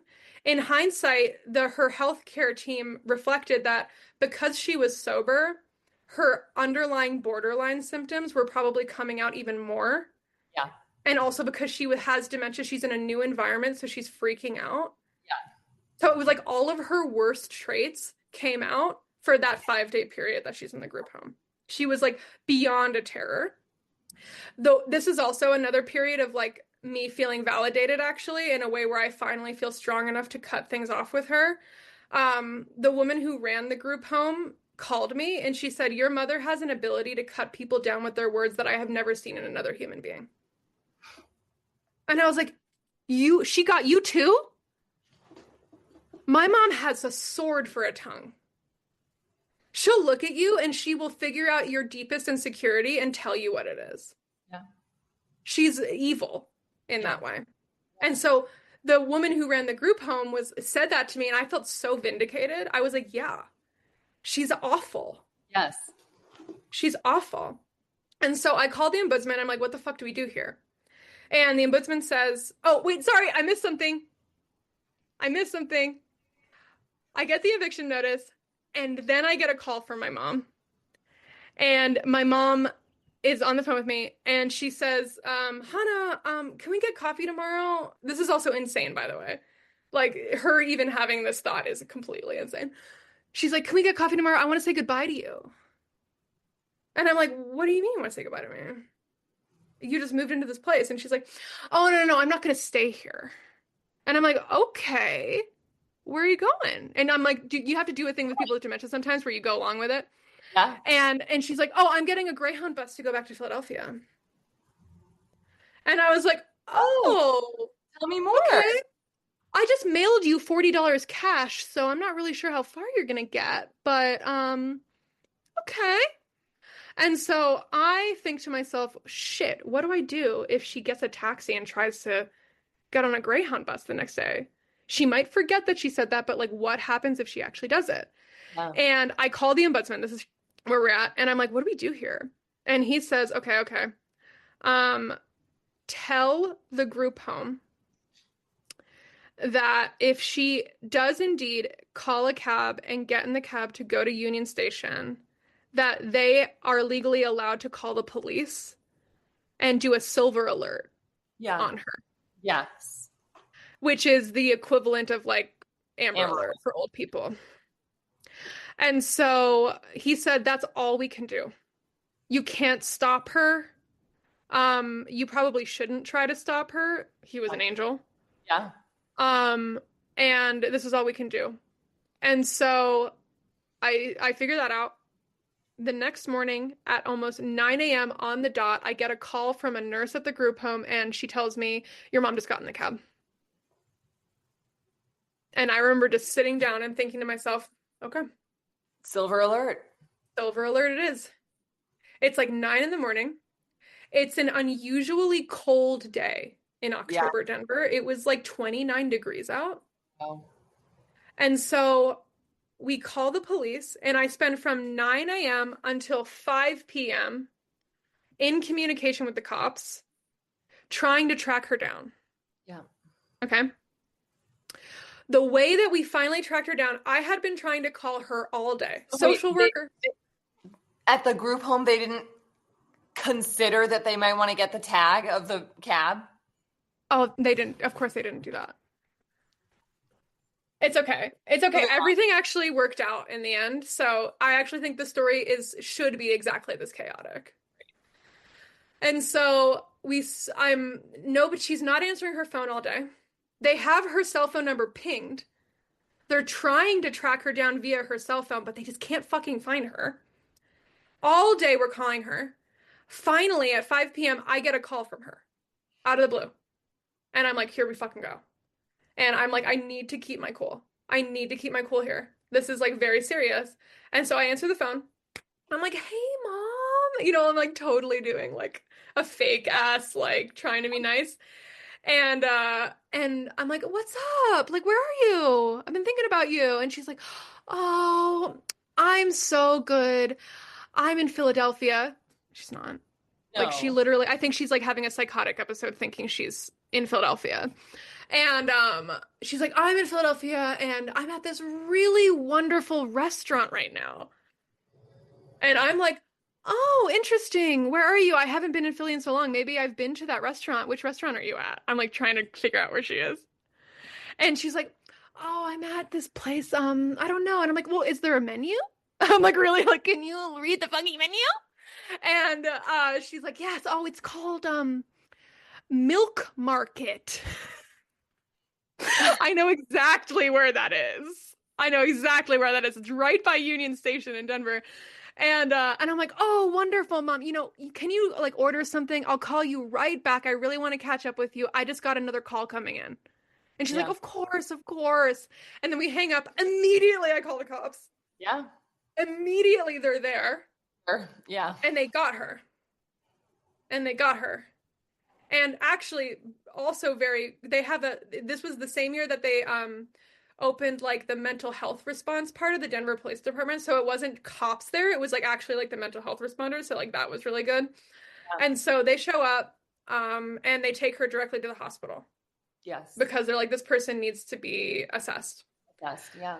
In the hospital, within 24 hours, I'm told that she is a danger to herself and others.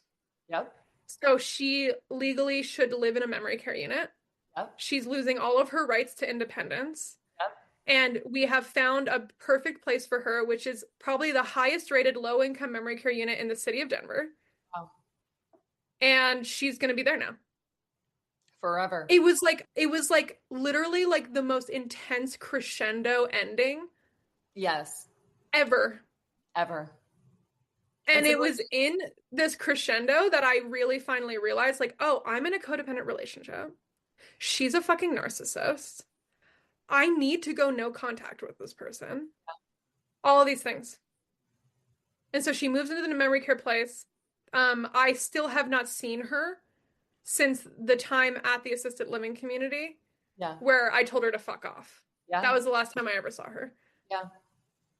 And she's been living in the memory care unit with very minimal problems for the last 5 years. It's amazing. Very minimal problems. It's nothing that they can't medicate. Yeah. So that her behaviors change. Yep. So that is, oh my God, like the whole fucking story. Thank you for listening to that. Yeah. But that period of time was the awakening. Yes. Of finally realizing like something not only stinks here, it's completely rotten. Yeah. And like, I need to change the way that I interact with not only her, but everyone else in my life. I started to realize how codependent I was in my relationship. It was like a total domino effect. And that is not the relationship that you're in currently. No, correct? It's not. Mm-hmm. So that awakening period came about when you were a young child and didn't realize, again, that something was amiss. Like you've been waking up again and again and over and over and over and over. You didn't know how many eyelids you had, you know? Oh my God, that's such a good way to put it. Yeah. No, that's such a good way to put it.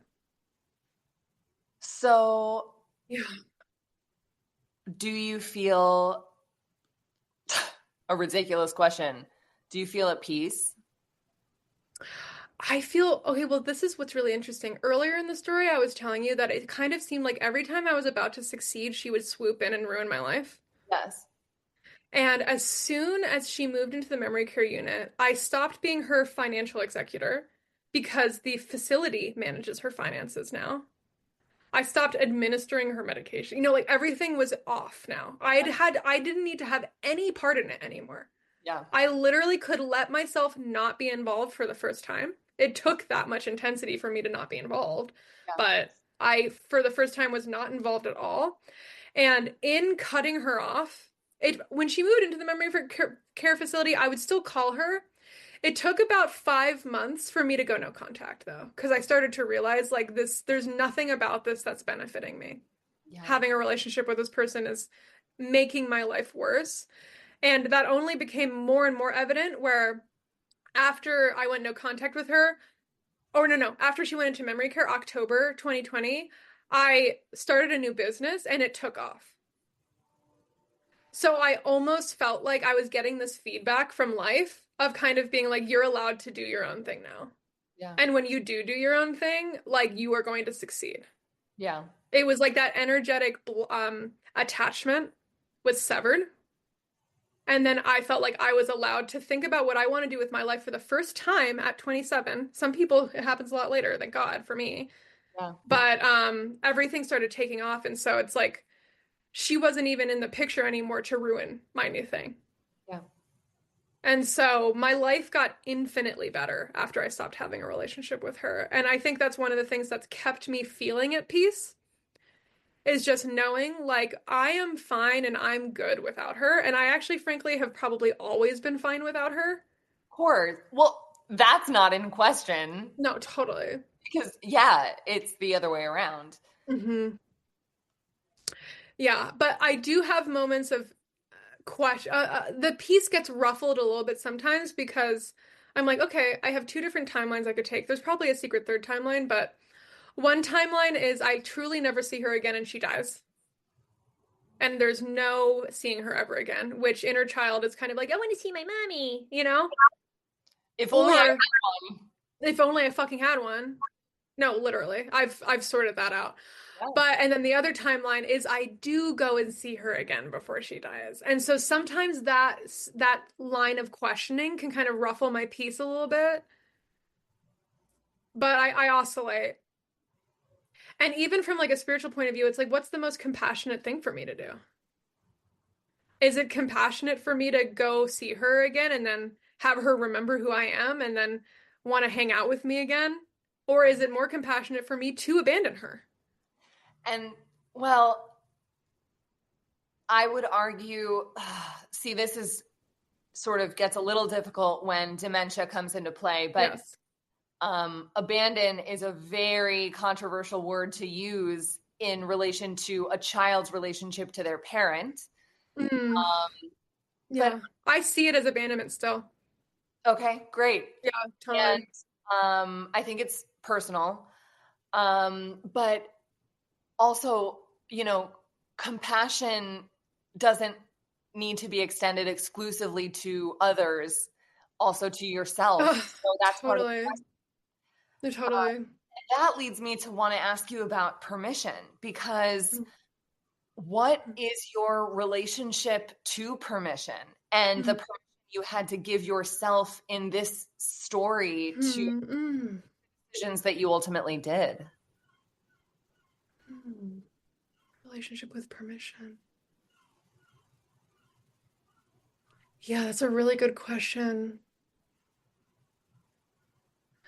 Yeah, I feel like if we talk about like the crescendo period being like the narcissist awakening, finally putting her into the memory care unit, like that was definitely a big period of time of me giving myself permission to not be involved and permission to like advocate for myself and what's actually best for me. And I remember I started kind of flexing that new muscle that I was needed to start building. I wasn't perfect with it. It's like you go to the gym, you go from 5 pounds to 50 pounds. It takes time.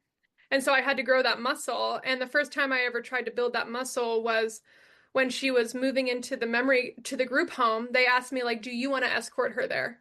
And I said no. That was a really big deal. Yeah. I was like, you guys have to fucking bus her over there. I'm not involved Yeah. anymore. Yeah.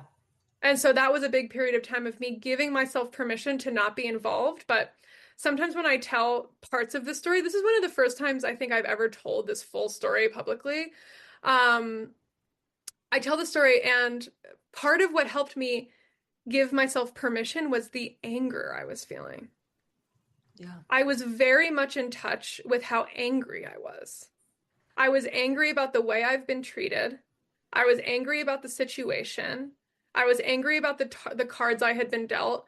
I was angry about her behavior. I was angry about her lack of consideration for my well-being. And so part of me giving myself that permission was fueled by this intense anger. But the anger was really beautiful because it showed me where my boundaries were. I didn't know I had boundaries. But my anger was like, bitch, here are your fucking limits. Yeah. And then my anger helped me to keep those boundaries. If I had not stayed angry, I would have wavered. Yes. I would have been like, oh, no, Mom, it's okay. I'll come hang out with you. My anger kept her away from me. Anger is sacred. Sacred. Sacred. So when you say like permission, the anger is what helped me to give myself permission. That's beautiful.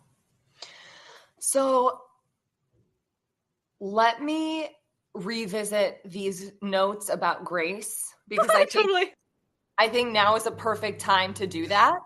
Oh my God, totally. Totally. First, I do want to say thank you so much for sharing your story. I think that will resonate with more people than you maybe think. Oh, I hope so.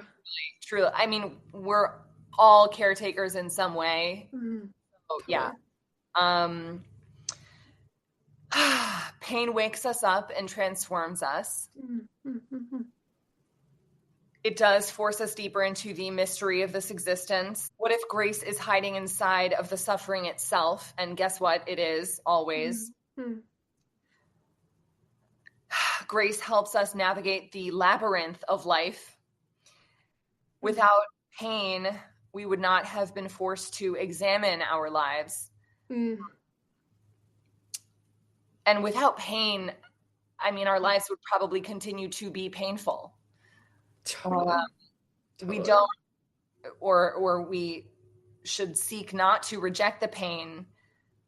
So we don't reject the pain, but we also don't identify as it or define ourselves by it.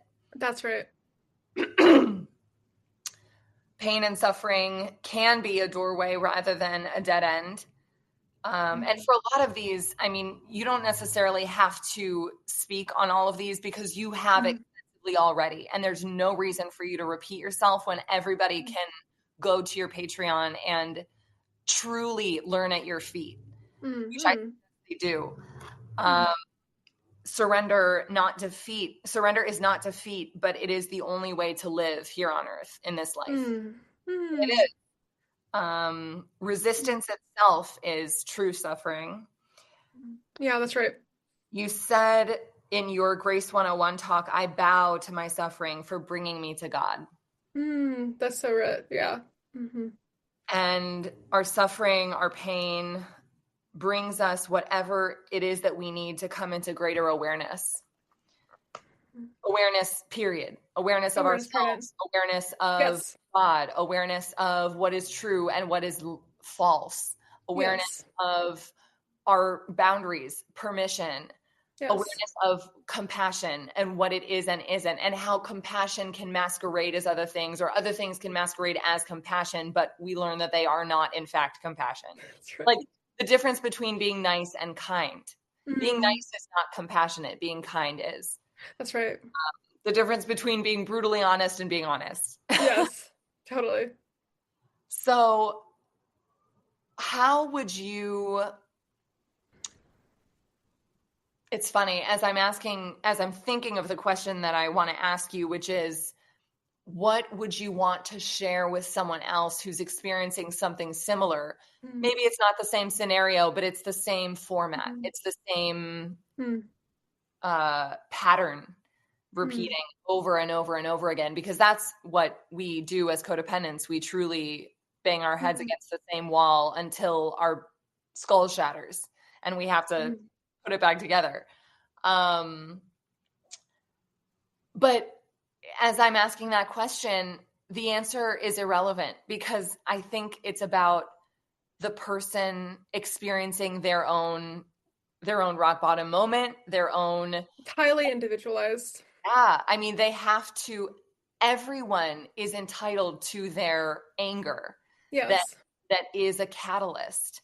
Yes. I guess, so where I want to go next would be for you to share a little bit about how someone can engage with that rage that eventually they will feel, how to engage with it in a way that heals you instead of further destroys you.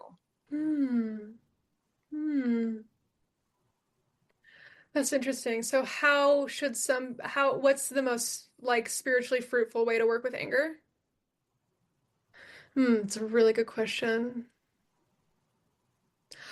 I view every emotional state as a messenger. Every emotional state is a form of very valuable feedback that should be given serious consideration. And I think that if anger is an emotional state that's sending us a message, ultimately, the gesture of anger is correction. Something is wrong here. Anger is justice. Something needs to change. It's like clearing off the table of everything.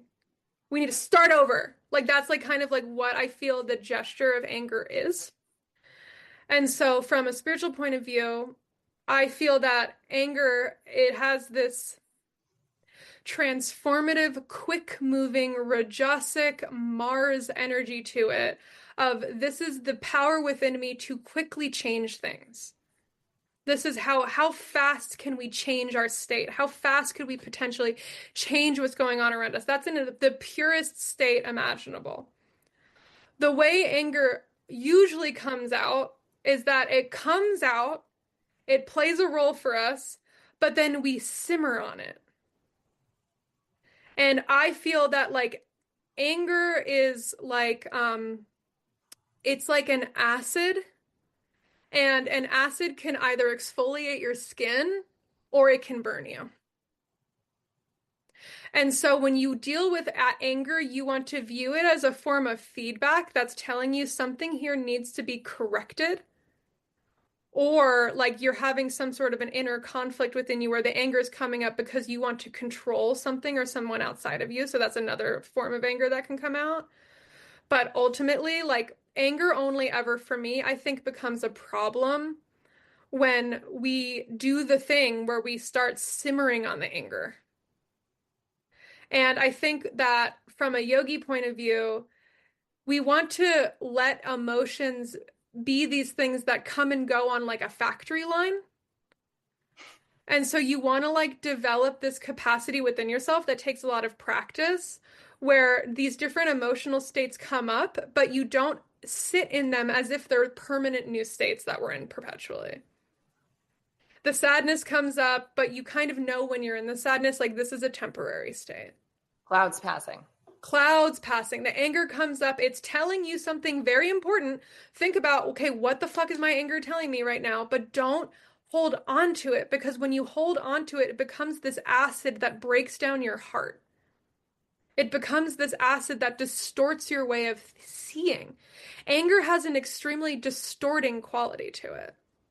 I think it's one of the most distorting emotions that we have. I think jealousy is a really good runner-up with that, where it can literally change our perception of reality.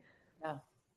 And so I think that like we all have different life paths of having different relationships to this corrective force of anger.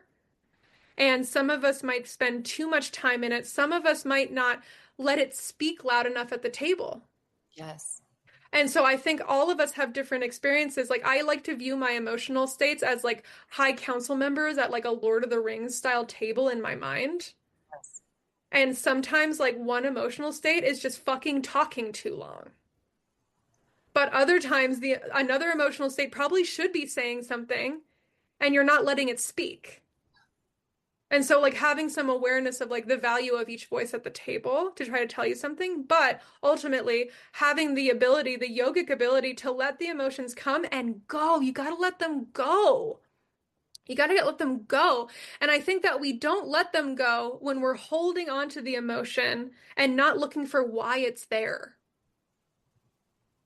You just want to stay in that energetic state because you think being in that energetic state is going to change something. No, understanding what the message is going to change something.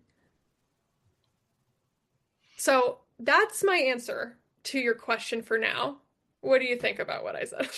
I love it. And I think that it reminded me that the only thing worth doing is not giving advice, which is what I asked you to do. Only thing worth doing is vocalizing questions that help people examine themselves and find their own guidance, their own wisdom, their own intuition, their own not knowing.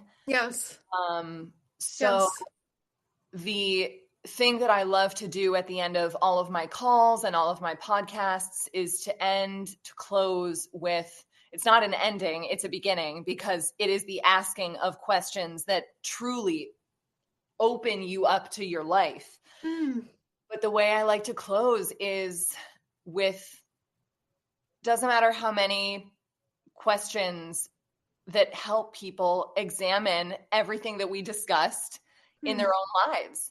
So what questions helped you navigate all of this? And what questions would you like to pass on to other inquiring souls who are on this journey? How certain am I that what I think should be happening is what actually should be happening? That's a good question when you're in the shit. Sometimes we suffer more because we're spending a lot of time fighting with reality and saying it shouldn't be this way, but it is, sweetheart. And so how can I really be certain that I know what's best in this situation? How can I really be certain that I know what should be happening here? And I feel like throughout this whole story that I told you, I was practicing to my best ability yoga philosophy, where I was trying to do like divine ignorance of kind of like not attaching myself to the narrative that this shouldn't be happening to me. And so my question for people would be kind of like, how certain can you really be that you know what's best in any situation that you're in? And then also, I don't need to, like, I'm almost giving affirmations here for some reason. Like, please. Do you really need to know the meaning of the hard thing that you're going through? Knowing the meaning, okay, looking for the meaning of the hard thing that you're going through while you're in it is arrogance, because you still don't have enough information to see very clearly why you're going through the thing. And so I usually think it's a waste of time to look for the lesson when you're in the shit.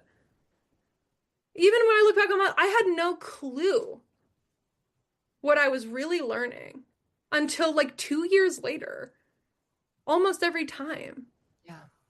And even like I still have struggles in my life because I have the channel of struggle in human design. So this is just kind of how it's going to go for me. But it's like, even when I was going through a hard time with my stepdaughter last year, when we started living with each other, she wasn't doing anything wrong. It was my own inner child throwing a tantrum. I used to think to myself, okay, I know what's going on here. I know what's going on here. But then now I look back on it and I'm like, that's not what was going on. So why am I looking for the meaning right now? When you're in the shit, all you need to do is basically, I don't know how else to say this, put your head down, do your spiritual practice. That's my advice.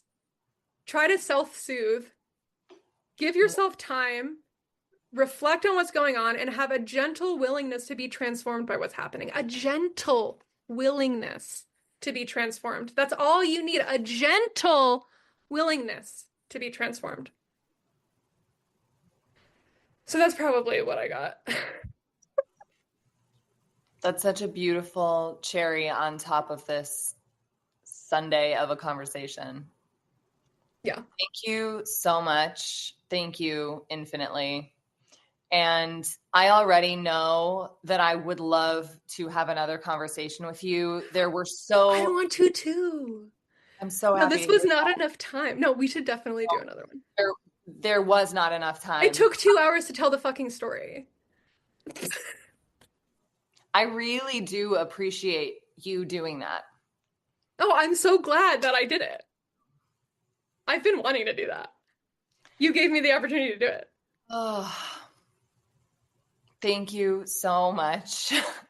I just get to now marinate in everything that just happened. And I want you to know also that as as altruistically happy as I am to be sharing your story and your wisdom with everyone who listens to the podcast, selfishly, I am so giddy that we got to have this talk. Oh, yay. Yeah. No, it was fun. It was wonderful. Every word hit me right here. Oh. Right here. So thank you, Hanna. Thank you so much. Thank you for hosting me. It's really a gift when I get to talk about myself for this long, so it's fun. Well, giddy up, because we're going to have another 2-hour talk soon. No, totally. I feel like this was like the teaser, kind of setting the context, and I feel like we could totally talk again about like even more gritty stuff about... No, this was a perfect context setter. Absolutely. This was good foundation. This is the prequel. This is the prequel. So, of course, you have a Patreon that I indulge myself in all the time. Oh, beautiful. Thank you. Share with everyone where they can find your work and the ways that you'd like to be interacted with. Also, Yeah. I will say, I have used your services, your coaching services, or your guide. What do you call that? What do you call it? Mentorship, coaching. Yeah. Doesn't matter. It's fucking whatever. Like, it's amazing. And I benefited so greatly from it. And if anyone feels touched by anything that you shared here, I can guarantee them that a conversation with you will be immensely serving them. Thank you for that testimonial. That's beautiful. Well, on that note, yeah, I do work with people one-on-one.